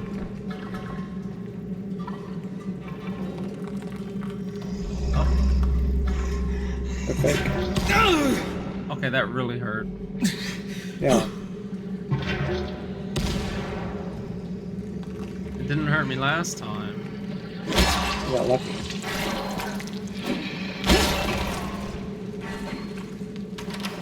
Face is lucky. Yeah, there's gonna be a bunch of loot over here still. We got like a ton of dudes over here.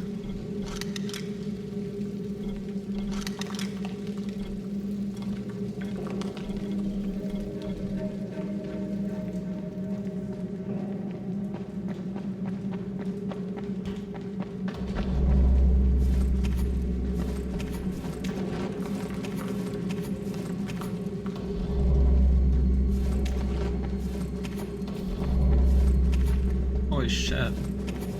Told ya. There's a reason I kept being like, hey, wait, there's loot here. We killed a lot of dudes, and every single one of them dropped something.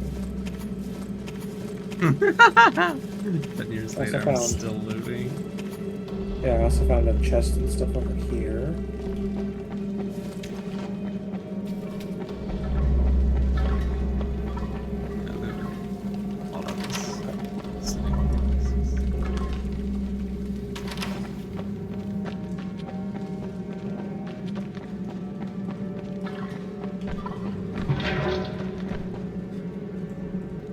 What is this random, like, fantasy reskin? I don't know.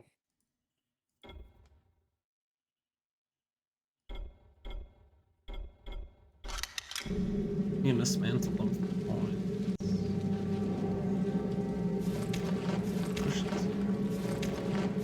points.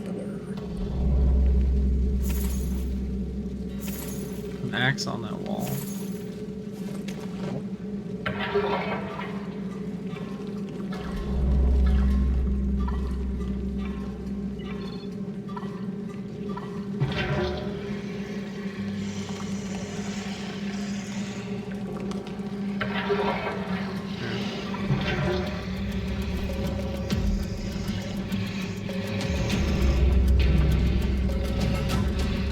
We could probably hit it with a throwing knife as they come through.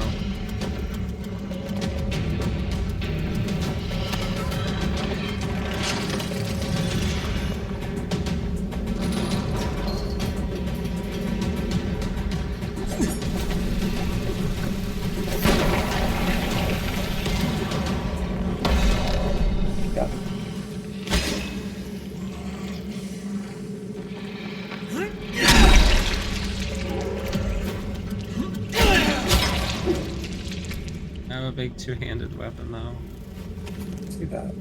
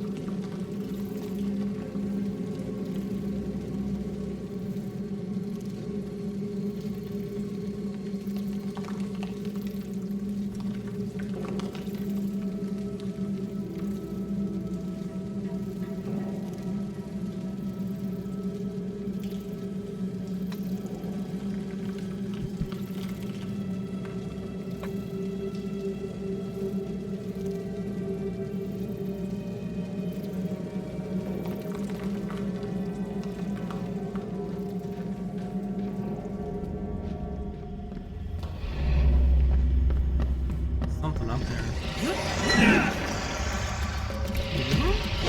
Up here. Couple things up here, yeah.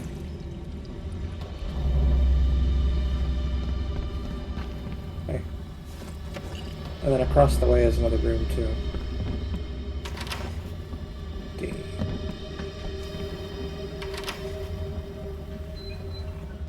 Just can't just be empty like that.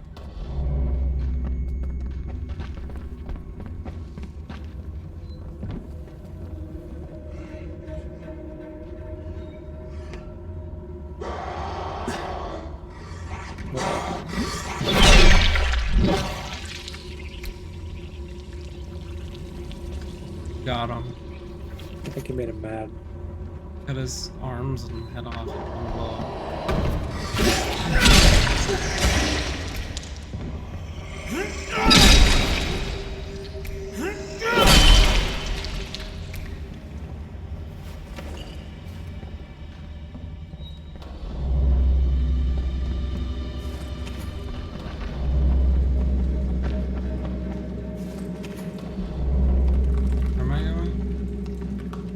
Yes.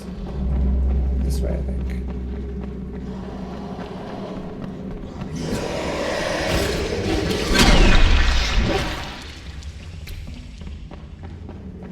You're not alone. She knows. Be careful.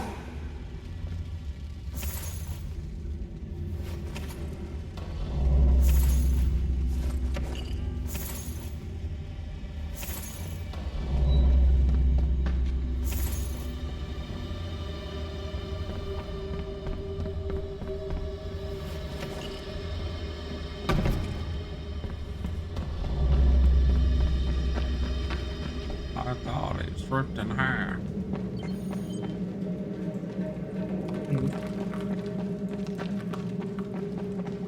Fuck all.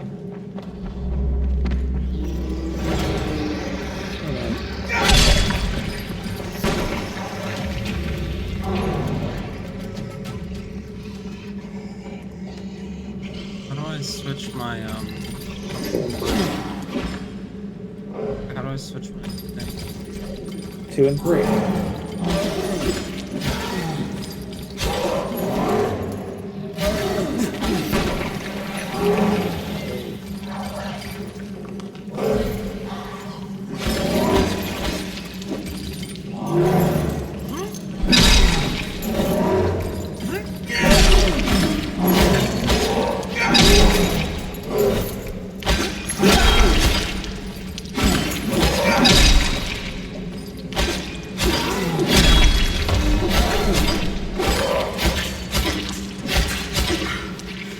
Understand why I have just a big swing and that's it.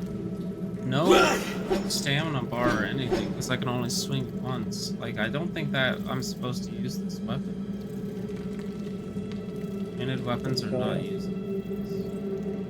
I don't know, it's weird. Like, my stamina is not a thing because it actually uses all of my strength to swing it once and then it resets. You can pop a stamina. No, it's not like that. He doesn't use stamina at all. It just takes a long time to swing. So it's infinite stamina. It's just really slow.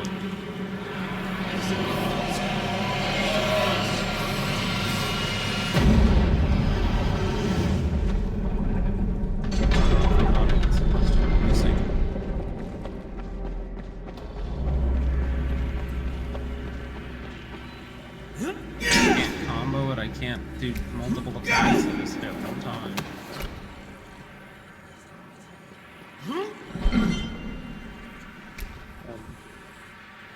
The fuck?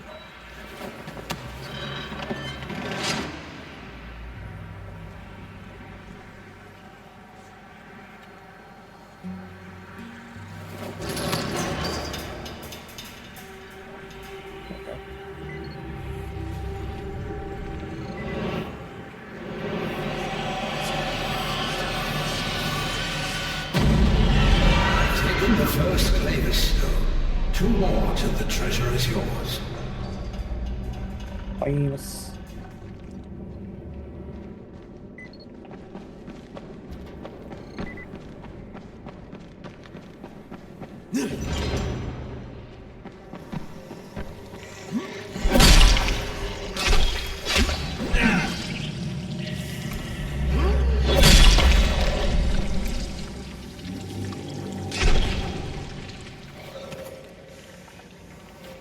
Alright, level up. Okay. You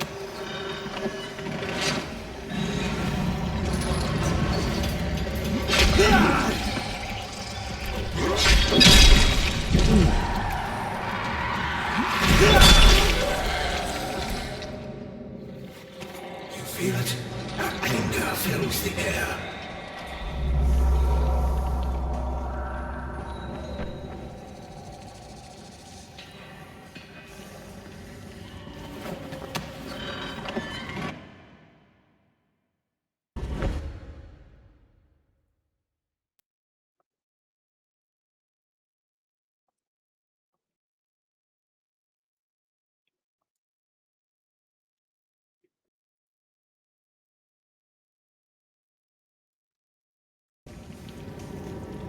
This is the largest amount of spider silk that's ever been put together for a test like this.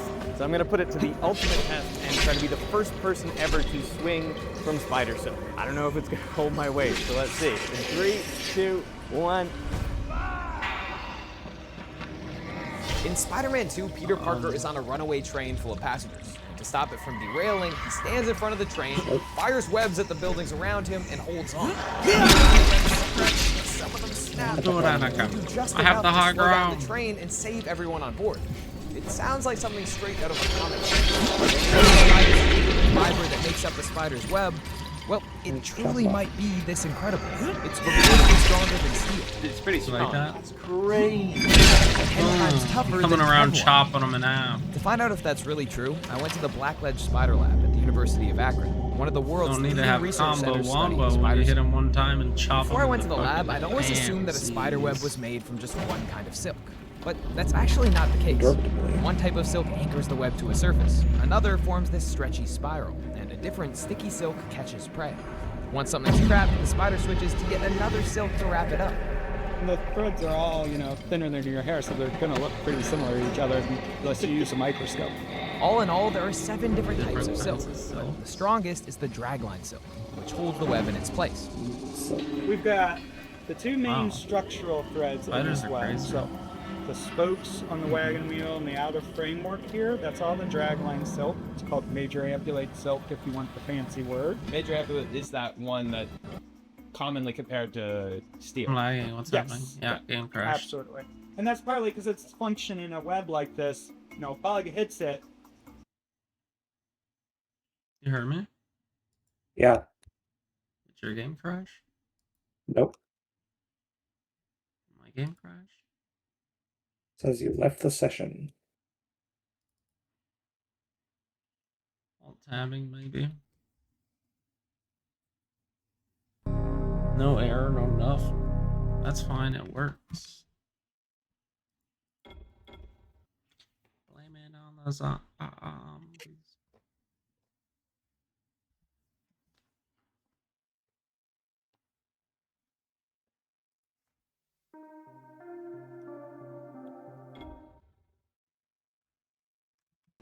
to stop that moving bug, most of the work is done by the dragline silk. To do this, the dragline silk has to be incredibly strong. So to find out how it compares to steel, we wanted to run a test. But it turns out that getting a sample isn't so easy. Alright, we've taken a garden variety spider and knocked it unconscious using CO2. We brought it over here and we put it down with tape. I then started pulling out the dragline silk by hand. It's so light that you can barely feel it. And we've attached it to this big rotating mechanism which they custom made to milk spiders. No spiders were harmed in the making. Now that we've got our silk, we can put one strand into a machine that slowly pulls on our sample. And as it pulls, we'll monitor two key properties. When you pull on the silk, that force is spread over a tiny cross-section.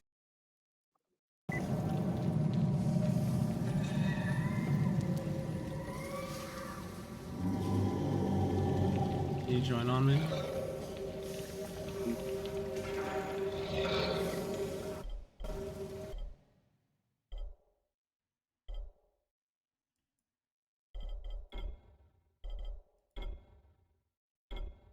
Oh, it crashed. Oh. Do we had a crash take place? Maybe, I don't know. Area.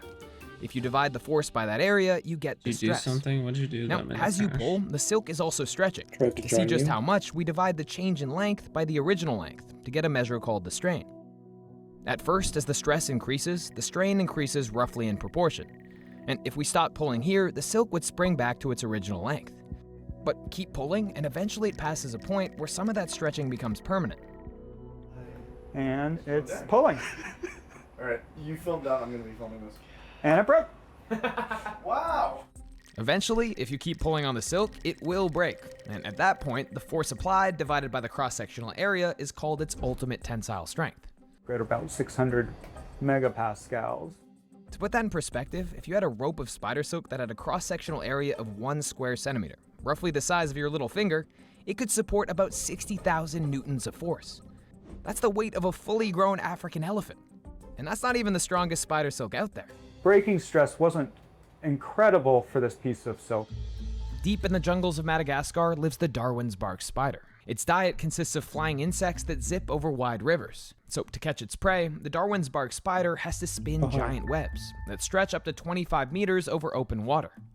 And to survive that kind of distance and tension, its silk has to be incredibly strong. It has an ultimate tensile strength of around 600 megapascal.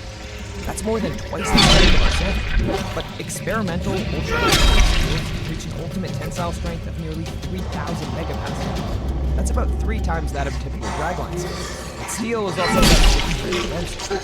So for 2 ropes with the same mass and length, the silk rope has 6 times the cross-sectional area.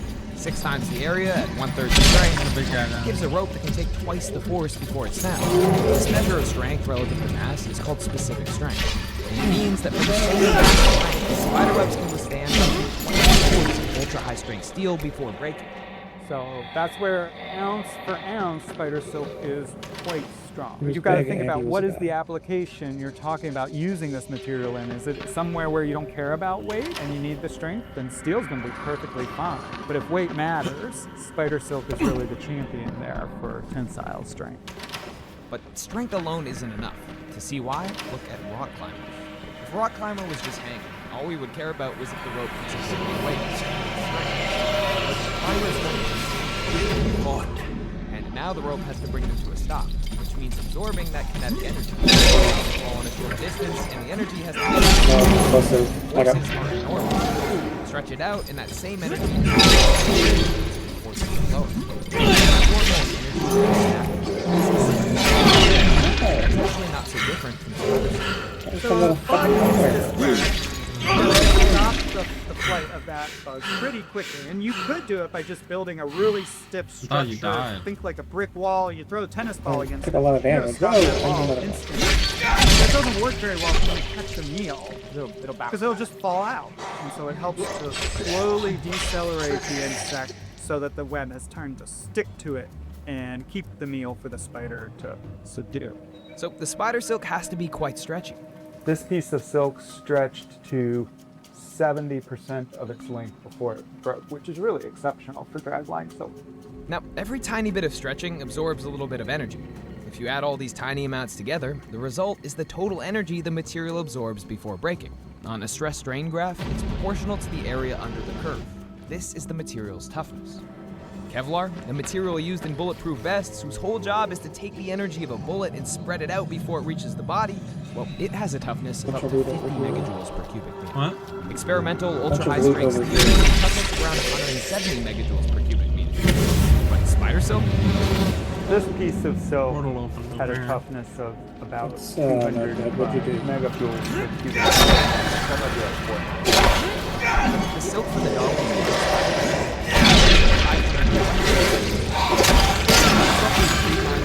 I totally have a stamina here.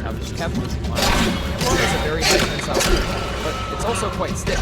Compared with stretchy spider silk, that means that the stress-strain graph rises sharply and fails before it can stretch very far. So it's not able to absorb as much energy. And that's why spider silk wins on toughness. But it's the ultimate in green chemistry. They're not using the high temperature or the caustic solvents that most of the polymer industry uses to make high performance threads. They're doing it at room temperature inside a living body with the same basic building blocks that you use to build your hair and your skin. Now, the secret to spider silk's unbelievable natural strength lies in how those building blocks are arranged. If you look inside a silk fiber, you'll find spider silk proteins called spidrones. I was gonna say it's gonna be the some regions, the structure of the spidrones thing are arranged inside of in it similar at a size and micro shape, level. and they're closely aligned along its length. They're kind of like stacked Really egg nice, trays. like. These are nanocrystals. In other areas, the spidrones aren't move and change shape more freely. These are called the amorphous regions. Together, they work like a network of tiny rigid blocks connected by elastic cords, which I have in front of me. When I pull on the network, the cords stretch and they absorb energy. The blocks don't stretch much, but each one connects to several cords, which spreads the pull across the network. So the amorphous regions let the silk stretch, while the nanocrystals help it withstand a much larger pull. Together, they allow the silk to absorb a tremendous amount of energy before breaking, which makes it tough. The result is a material that's stronger than steel by weight and also tougher than Kevlar. It sounds perfect for making climbing ropes, parachute cords, airbags, even bulletproof vests. But we actually aren't using spider silk for any of that, even though we've been trying to for centuries. In 1709, a Frenchman named François Xavier Bon painstakingly collected hundreds of spider egg sacs, boiled them, combed them like wool, spun them into thread, and then used them to make stockings that attracted the attention at the royal court. But this was harder than it sounds. As he later said, the only difficulty now lies in procuring a sufficient quantity of spider bags to make any considerable work of it. 3 centuries later, Simon Pierce and Nicholas Godley led a years-long project in Madagascar, in which teams of Malagasy workers gathered more than 1 million golden orb weaver spiders in the jungle by hand. They extracted their silk and painstakingly wove and embroidered it into a single golden cape. Why hadn't they tried farming the spiders instead? Well, attempts to do that all run into the same problem. Spiders are cannibals. The big problem with spiders is they eat each other. That's one of the big problems, and then you can't just like keep them in a tiny little container. You're gonna have a lot of real estate if you're gonna, have a farm with 10,000 spiders. Even if you could get your hands on that many spiders, as we've seen, milking them is difficult. And the spiders don't always cooperate. Really cooperative spider will give you 300 yards of silk.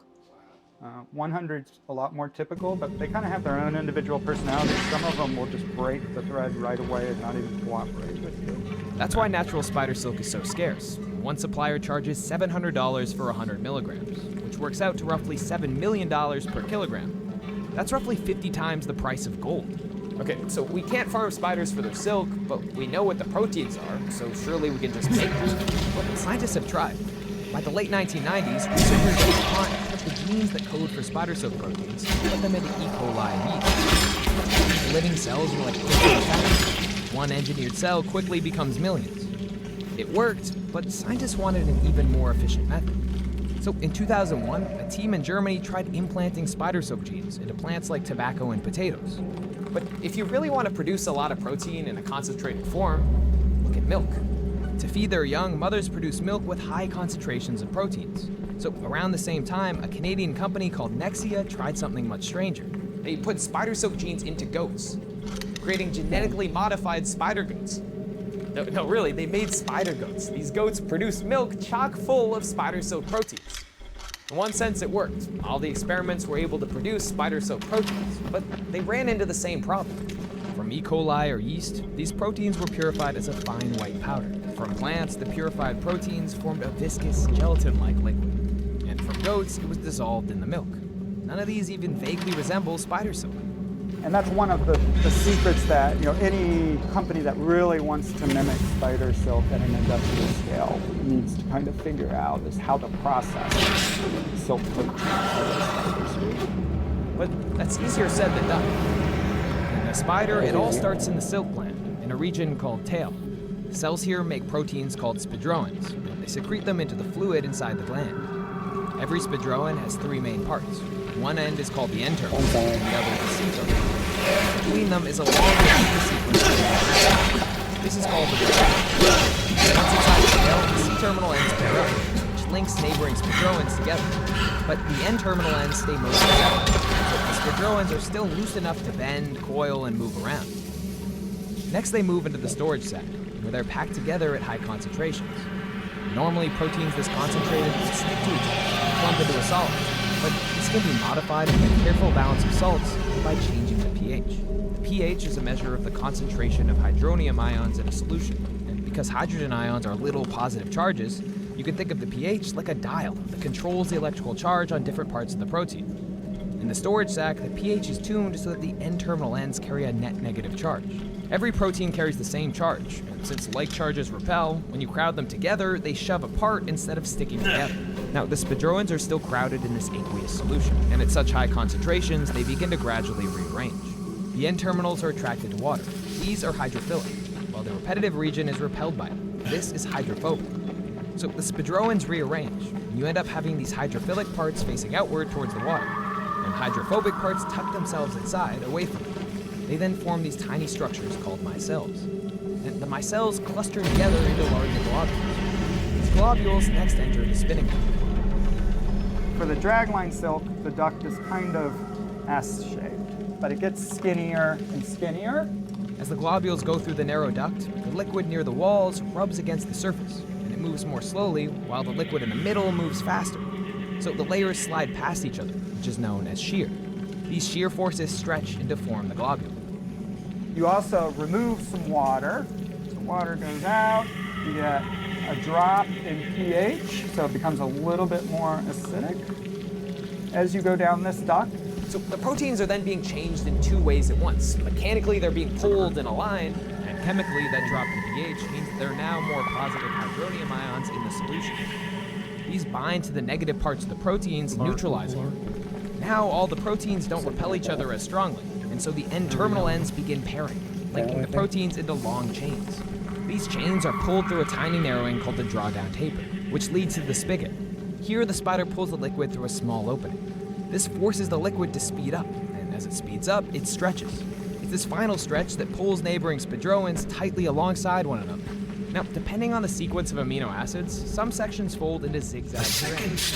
These strands then interlock, and rows of hydrogen bonds stitch them into rigid sheet structures, which stack together into the nanocrystals that give the strength. In other sections, the spidroins don't fold as neatly. That's how you get the amorphous regions which give the simple stretch. Exactly how the proteins assemble inside the spinning duct is still being studied. No one fully understands it, and that makes recreating the process in the lab quite difficult. But scientists wondered, what if instead of starting from scratch, we used an animal that already has a spinner? This is exactly what researchers at Craig Biotech Laboratories, a biotech company in Michigan, have been working on. What's more, they're doing it in the insect that humans have been farming for nearly 5,000 years. According to legend, a Chinese empress was relaxing in the garden. Something fell into a teacup. She looked inside and saw hot water loosened it. And when she lifted it out, it was a single shining thing, so long that it stretched across her entire garden. This was silk. Whether or not that story's true, people eventually learned to farm the insect that moved the thread. Silkworms. They're the caterpillars of the domesticated silkworm. Silk quickly became one of the most valuable materials in the land. Dressed emperors, and spurred trade connecting East Asia and Europe, so much so that it gave the trade route its name, the Silk Road. For nearly 2,000 years, China guarded the secret. But of course, people were always trying to steal it. By the mid-6th century, the Byzantine Empire was in trouble. Plague had devastated the population, and on top of that, the purchase of silk was draining its gold. The problem was that Byzantines couldn't make silk. Most of it had to come through Persia, the very empire it was fighting. So Emperor Justinian made a secret deal with 2 monks. They would travel east, find the source of silk, and then smuggle it back. They returned with the secret hidden inside their hollow canes. Silkworm eggs. This may be the first recorded case of industrial espionage in history. With that, Byzantium could finally make its own silk. Nowadays, we farm them by the million. One moth lays 500 eggs. So when you talk about like growing production, right? These guys, they have 5. Recently, you could make silkworms and spider silk instead. When we create a transgenic silkworm, we're taking the genetics of a silkworm and the genetics of a spider, and we're putting those together. And that's what we're doing. They start by gluing eggs onto a slide. This is a micro-injection mold. We're talking about eggs that are the size of the head of a pen. We're talking about needles that are half a micron in diameter. This part is the so as you see, this is the tungsten needle. This is the black capillary. And the person that we poke the hole with the tungsten needle, I will make the egg to the capillary and the poke. The fluid carrying the spider DNA is then injected into the part of the egg that will eventually become the silkworm. But at this point, the genes are still separate. They have to become part of the silkworm's own DNA. Luckily, nature already has a way of doing that. If you take an insect like a moth and look inside its genome, you'll see some stretches of DNA that move around. They jump from one place in the genome to another. These are called jumping genes, or transposons. One specific one is called piggyback, and was first identified in a cabbage looper moth. Piggyback is a piece of DNA with 2 short sequences at its ends, and it works together with an enzyme that recognizes these ends, cuts the whole piece out, and inserts it somewhere else in the genome. Kind of like a natural cut-and-paste system. What scientists realize is that if the enzyme only looks at the 2 ends, then you can keep those ends the same, but change what sits in the middle. I don't know how and big use this that is to gonna implant be. the DNA of your choosing. So in the lab, the DNA in the middle is replaced with the spider silk gene. This, together with separate instructions for making the enzyme, is what's then injected into the silkworm egg. And inside the egg, the enzyme recognizes the familiar end sequences and cuts and inserts the spider silk gene into the silkworm's DNA. If everything works, it becomes a permanent part of the silkworm's genome. Now, a silkworm where the edit worked looks almost exactly like one where it didn't. The first approach we used was creating transgenics with the glowing cocoon. A green fluorescent protein is what's making these guys glow that green color under this particular wavelength with that particular light filter in front of it. It feels magical. And there's a living thing inside of it. Yep. And it's creating the glowing effect. Yeah. But even if the DNA insertion is successful, it might not have ended up in the right place. If I create the world's best recipe for chocolate chip cookies and I stick it in the pasta section, you're probably not going to make a lot of chocolate chip cookies, right? Because you're not going to see it. Yeah. Same thing for this, right? We want the recipe in the right section of the right cookbook. That's why getting the spider silk gene into the silkworm isn't enough. We really want the spider silk to get incorporated into the silk gland, not any other tissue. But piggyback only looks for a 4-letter DNA sequence, TTAA. There's so many TTAA. You couldn't do it before we will be. Yeah, that's true. That means that it won't spin pure spider silk. Like what percentage is spider DNA? Like 6%, 10%. That's insane. So even with this limited gene transfer, fibers still achieve much of the performance of pure spider silk. Our average samples are usually about 60%.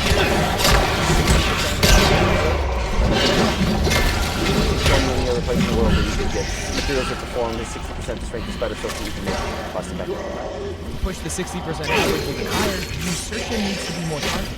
The next step is to create pure, what are called knock-in, knock-out things, where we will completely remove all aspects of the silkworm's native DNA with silk and replace that completely with the spider silk. And to do that, most of the leading labs in the field are exploring CRISPR-Cas9. This tool has 2 parts. The first is a guide, a short piece of genetic code designed to match one exact stretch of DNA.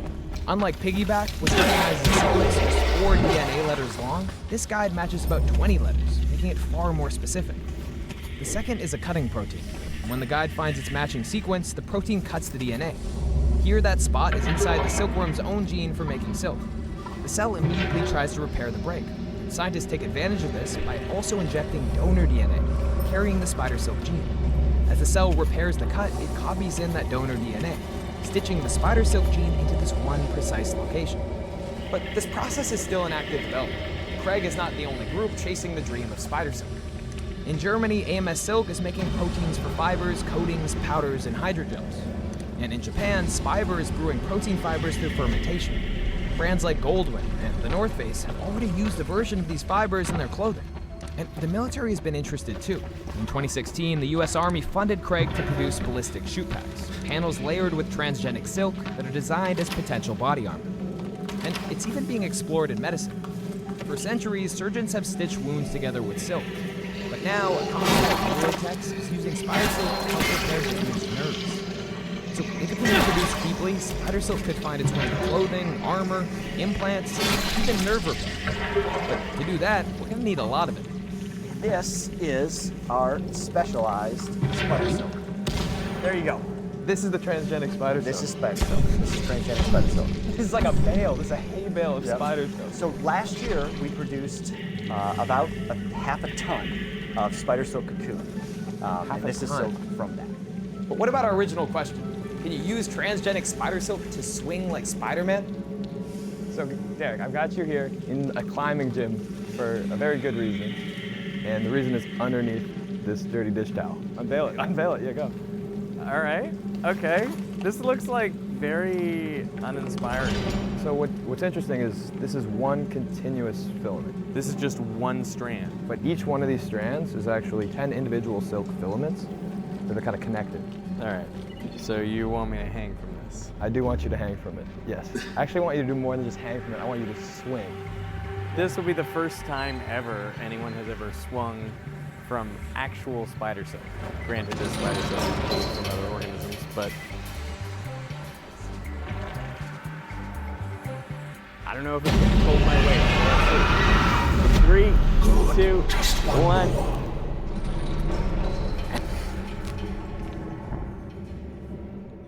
Really came close.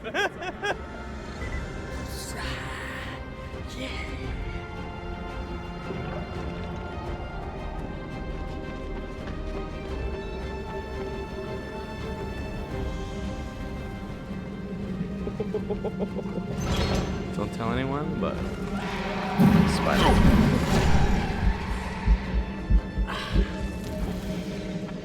Okay, so we feel like it holds your weight pretty reasonably. You can swing, but I do want to put the ultimate. One of them like fell through the ground, but the way they did it, you trust it looks like they like tunneled their way through the ground. Maybe he did. We used the title "Risking My Life to Settle a Physics Debate Too Early." Oh, song, man. Feels like it's gonna dig into my fingers. This is crazy.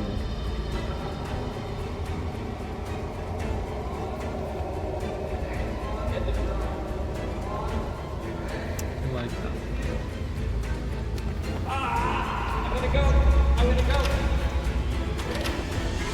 They're called moles because they tunnel under your skin and pop out. Oh my god, that's horrible. You gotta see my finger, man. Oh, damn. Yeah, this is the problem with spider silk. It's thin, it's strong, and it just rips you open. Now, if it isn't clear, we're not exactly web swinging experts, but we'd love to get the silk into the hands of someone who is. Tom Holland is a challenge. Yeah, I'm calling out Tom Holland. I'm calling out all them guys. Andrew Garfield, Tobey Maguire. That's right. Come at me, bro.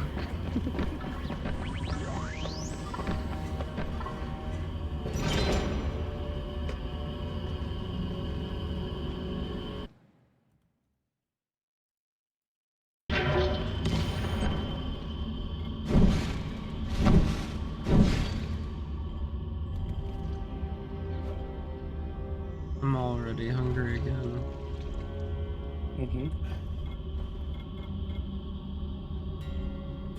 consumed. There we go. I capped the FPS at 100. My computer chill out a little bit.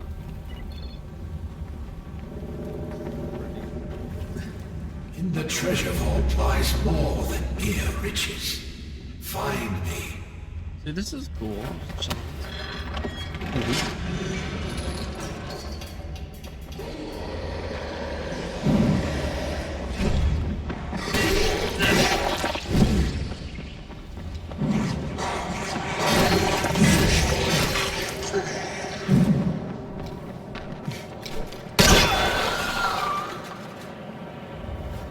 Fire Skelly.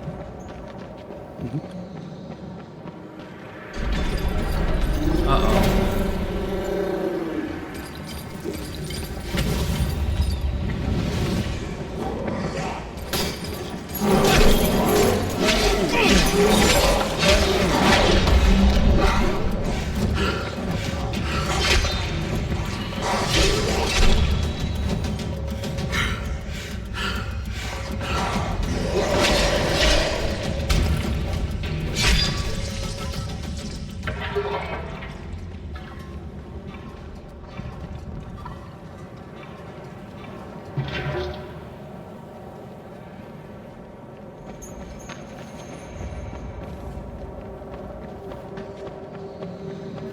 Kinda hungry.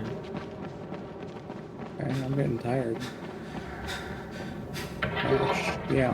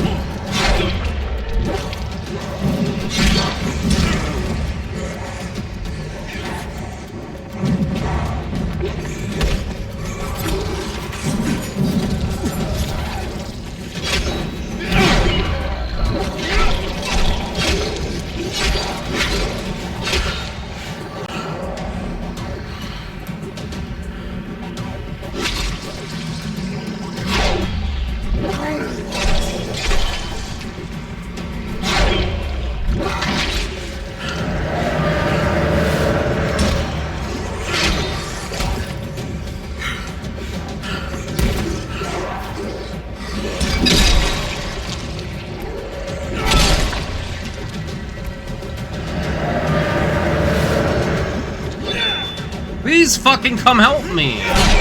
They literally won't stop spawning and I can't hit this thing. What the fuck is wrong with me? They're spawning on top of me 24/7. Never mind, I got it done by myself. Literally just spawning on top of me out of a wall to my right, 2 feet away, spawning out of the fucking wall while I'm trying to sit here and hold E on this thing that takes 10 seconds. Literally fucking impossible because it won't fucking stop spawning people 2 feet away from me. I'm dead. Go fuck yourself. Yeah, I had a constant stream of dudes attacking me too. No, you didn't. You're not sitting there trying to fucking did. do something. No, you're not doing anything. You're upstairs not doing anything and you just got me killed. Literally fucking worthless. Why?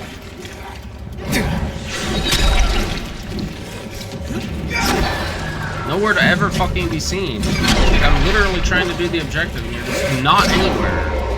And then you got me killed. Literally, you're on fucking top of me and you still get me killed. Fucking worthless. Hope you die. I fucking die. Of course I do. Literally kill yourself. Get killed. I don't understand. Why am I the one that dies? I'm upset now. Are you happy? Yes. Oh, good. Can I go to bed now? You have to fucking finish this shit. I want you to die. Why am I dying? How the fuck am I the one that dies? Fuck you. All my weapons are broke. Help me. I'm the only one actually doing shit. So dumb.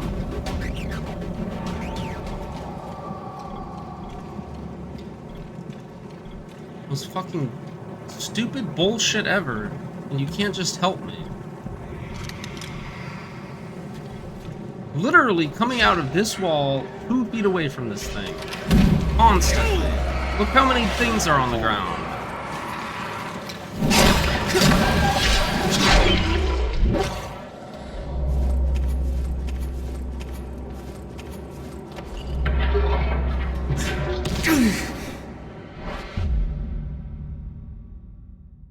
Fucking survivor points lost, 240. So, like, literally all of my survivor points, I guess, from doing this entire thing I lost because you let me die.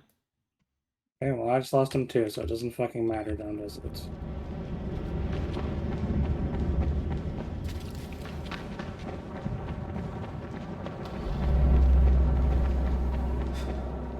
What you fucking get, you can't just fucking stay near me, you can't help me. It's literally a co-op game. I'm sitting there trying to do the objective and I can't do it without you, and finally I get it done and I'm at 1 HP and die. Because we're sitting here arguing. Literally your fault. Congratulations.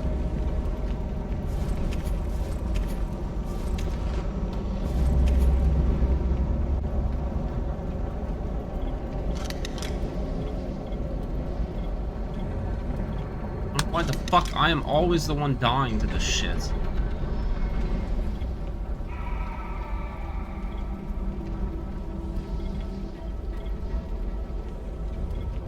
Literally at that point because I'm fucking triggered.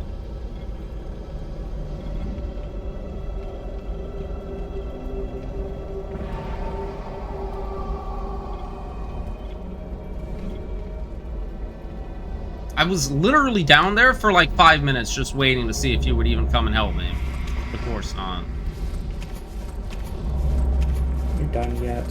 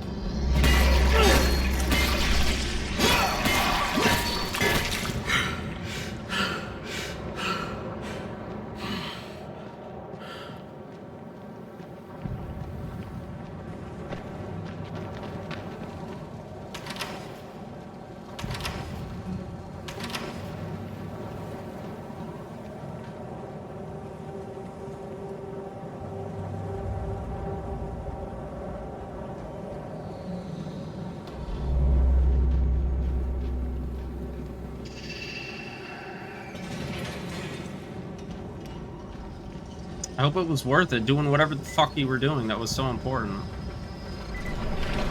Like I said, I was getting assaulted by a bunch of dudes, so yeah, I guess I could have just given up and died. You could have just came to me. No, you were getting assaulted by a bunch of dudes while not doing any objective or doing anything of importance at all, and not being anywhere near me and letting me get fucking killed.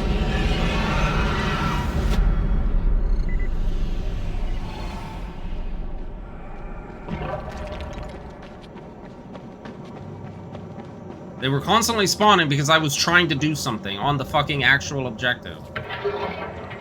So they're spawning out of fucking walls on top of me.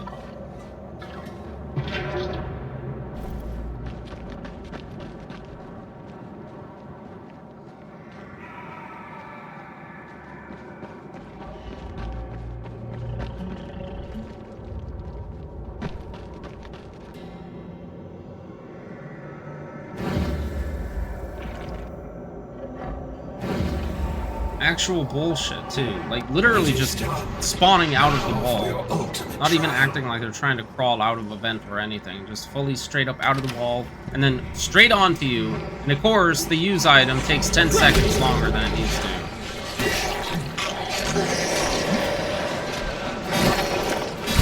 And of course, I have a million health potions, but I'm not trying to use them fucking because I took 2 damage.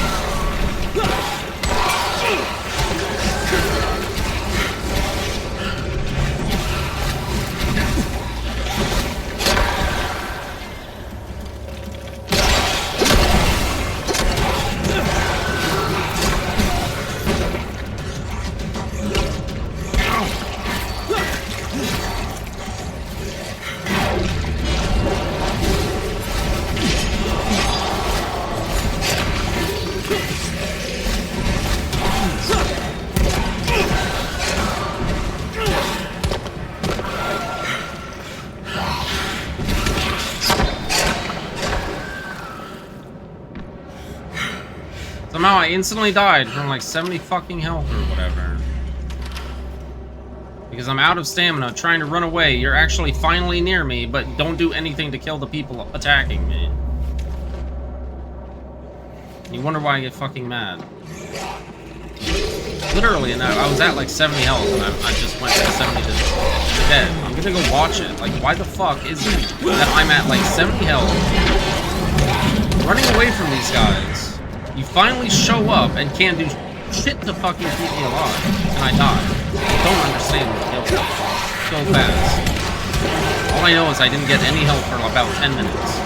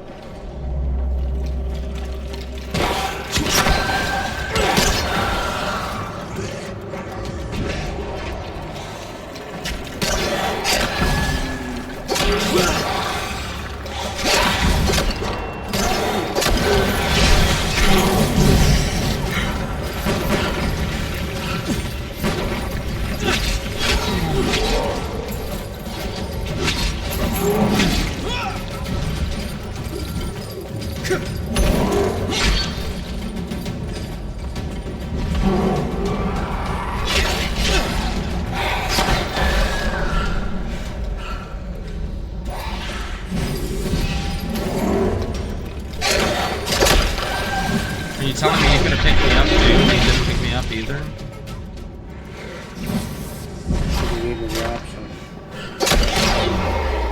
You're on the ground and I pick you up. Did it kill you? Did it say you were dead or what? Said I could hold E to give up. Oh, I don't get that. You do, for no reason.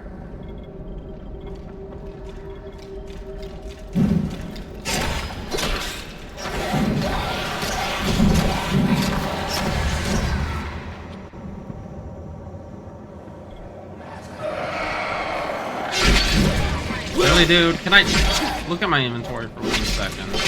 Literally behind the corner for a reason. What the fuck is going on now?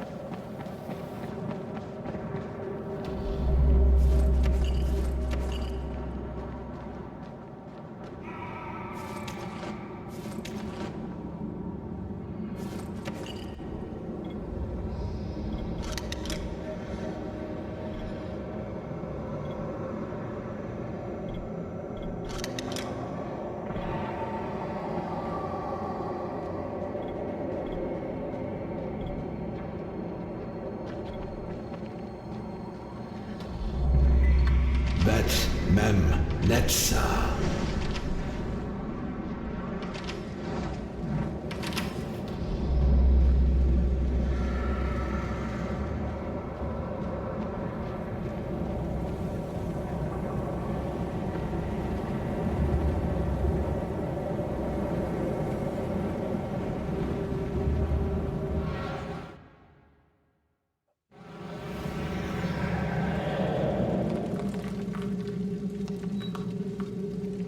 More of this. Others came before you to challenge Anat, but they did not have your skills. Wouldn't give us coins if we couldn't use them.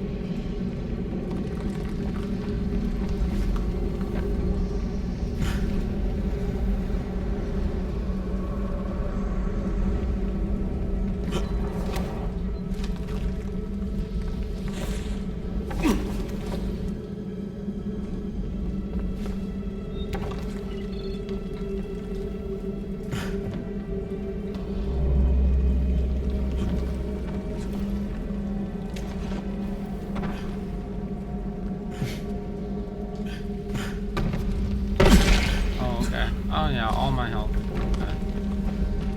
Didn't grab onto a ledge for no reason. Made me take falling damage onto a fucking piece of fire.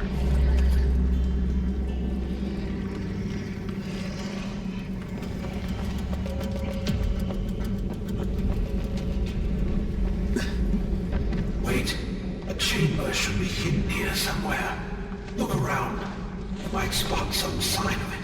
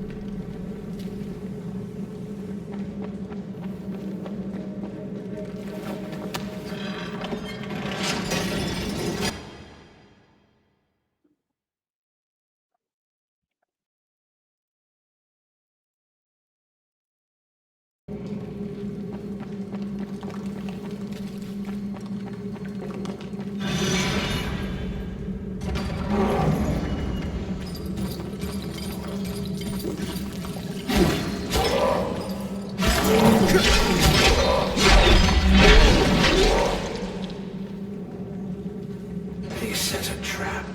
They did not think they would fall into it themselves.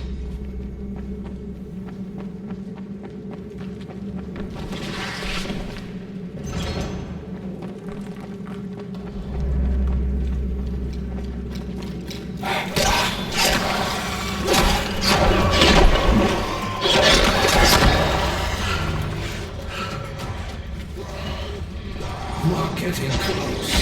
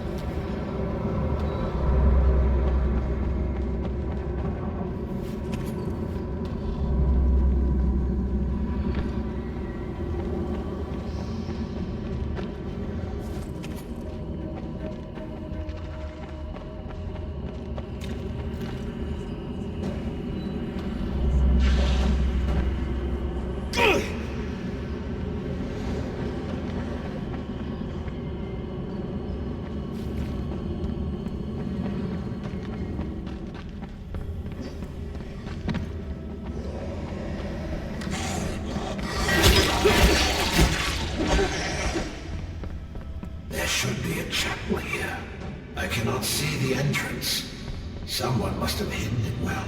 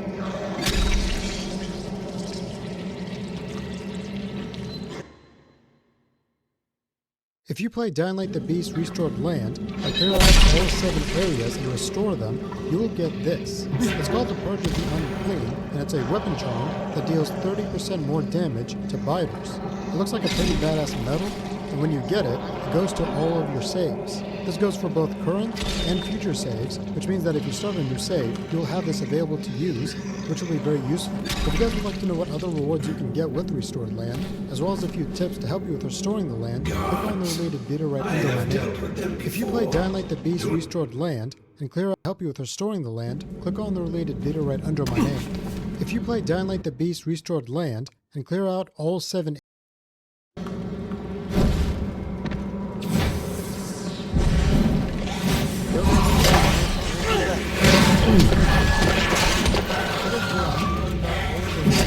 from the Dying Light the Beast Restored Land update.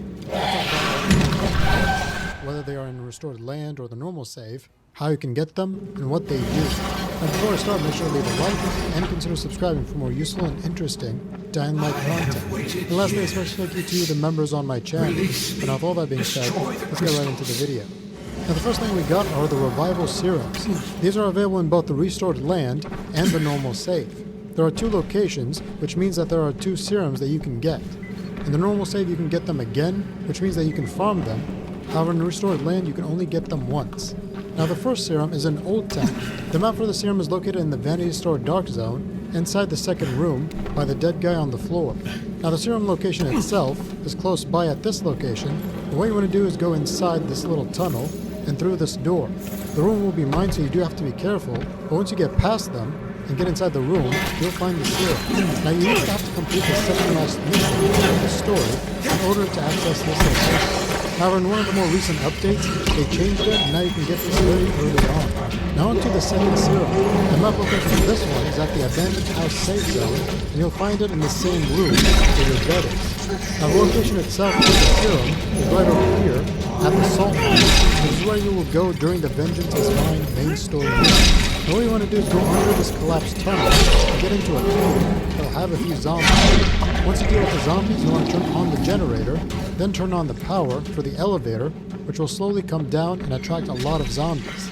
Once you deal with those zombies, and the elevator comes down and opens, you'll get access to the Revival Serum, along with a few UV bars and some other useful loot as well. Now next up we have the Chain Sword Weapon.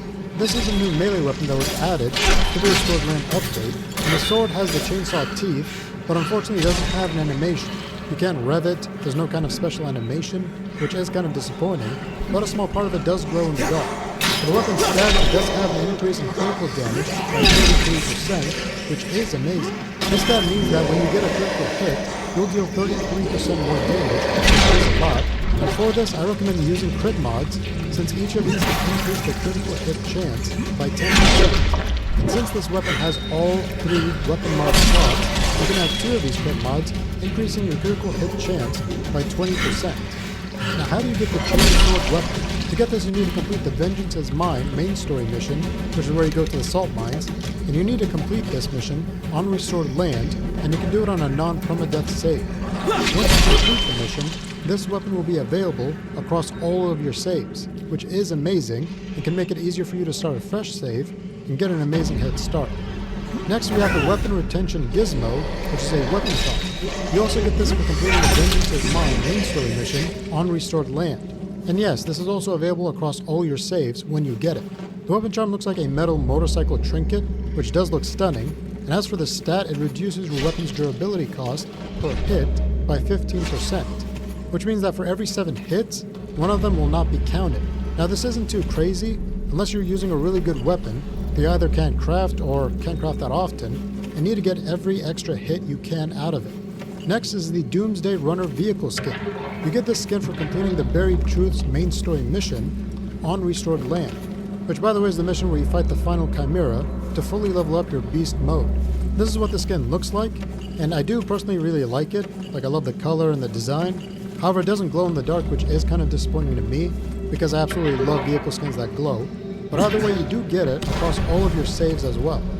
Next is the Survivalist skin. You get the skin for completing the story in restored land, and you can complete it either on a permadeath or 1 life save, but you can also complete a normal save and still get it.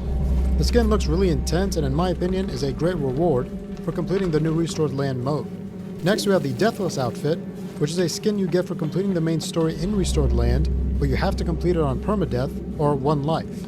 It's a very challenging task, but as a reward you get this skin, which does look badass, and there's not really much else to say about it, although it is one of my more favorite skins to use in Dying Light the Beast. And once again, you do get the Survivalist outfit as well, if you haven't gotten it already, and both of these will be available across all of your saves, which is amazing. Now next we have the Road Killer vehicle skin. You get the skin by completing and getting gold in all of the 5 new Roadkill rallies, which are vehicle challenges that came with the Restored Land update. You first have to complete the Fast and Fortunate side quest, and then you can head over to the location on screen to find the challenges. When you complete all 5 of these challenges, you'll be awarded this skin. Now as far as I know, there's no special stat on this skin. It's not faster, it's not more durable, although a lot of people keep saying differently, but I still think it's pretty much a cosmetic kind of skin. But either way, you can get this on both the normal save and restored land. However, if you get it on 1 save, it will not go across all of your other saves, which is kind of annoying because it's a bit of a hassle just to get a pretty cool looking skin that doesn't do much. But now lastly, we have the Purge of the Unclean charm. You get this charm for restoring all 7 areas of the map in restored land. You can do this for both a normal save or a permadeath one, and the charm has an increase in damage to biters by 30%. Which is kind of annoying since you spend pretty much hours clearing out biters to get it. And this could have been useful for that, but either way, the charm looks like or could look like a badass medal if it would load properly. But either way, you do get this across all your saves, which can be useful if you're starting a fresh save, or if you find yourself dealing with a lot of biters. And just a tip for you guys who are trying to restore the land, you don't need to complete the dark zones or the volatile hives or any of that kind of stuff. All you gotta do is kill a bunch of biters, maybe even humans and virals that you attract. I'm not entirely sure if those count. But either way, all I recommend is getting into a car and running zombies over in an area until you get to the last bar, where it'll be better for you just to hop out and start killing any zombies you find on foot. Yeah, there are also 6 new treasure map locations with this update, and these are available in both Restored Land and the normal game. But if you guys want to check that out, there's a video right here. Or if you guys want the best Dying Light the Beast playlist on YouTube, check out this playlist I made. But other than that, that's it for the video. Thank you for watching, and I'll see you all in the next one. Peace.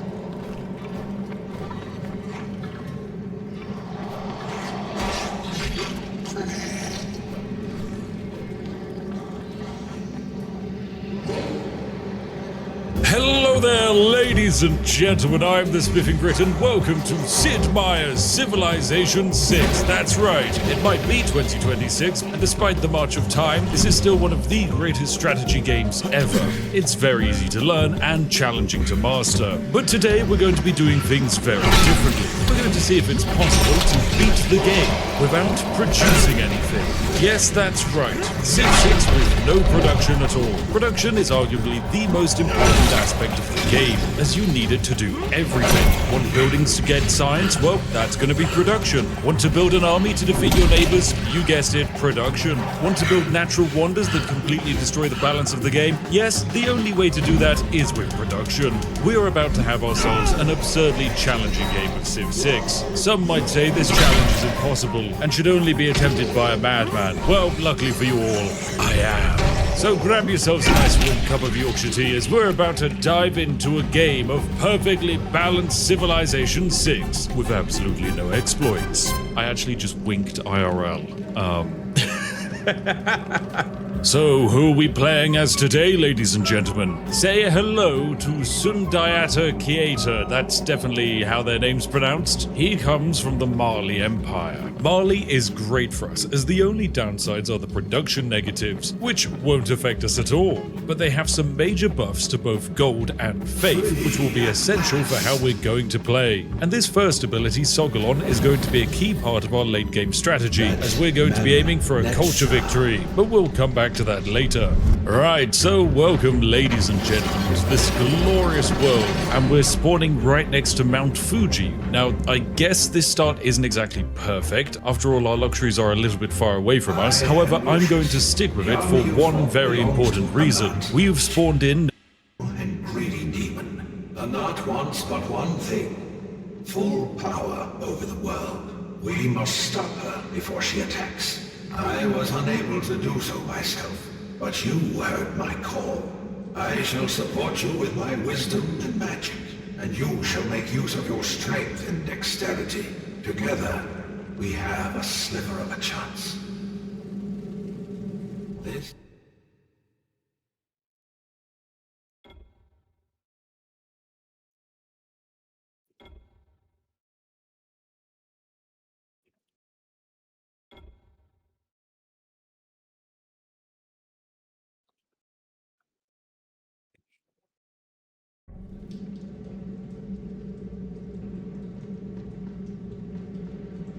I am not the only one who has been imprisoned here all these years. We need to find out what Anat wants so badly to hide.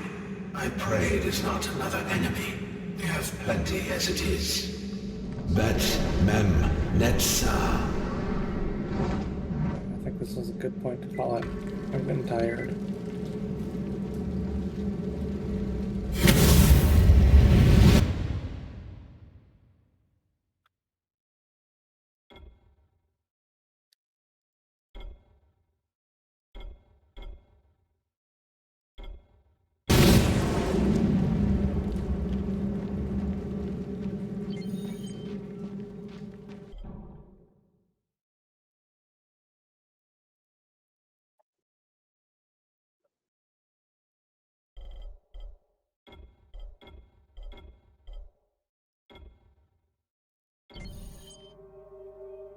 Do you have weapons in this chest?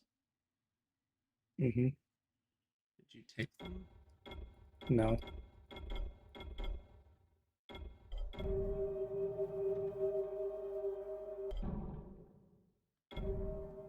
It's a free chest with weapons. What do you mean? I wasn't sure if they were free. Okay, yeah. Whatever.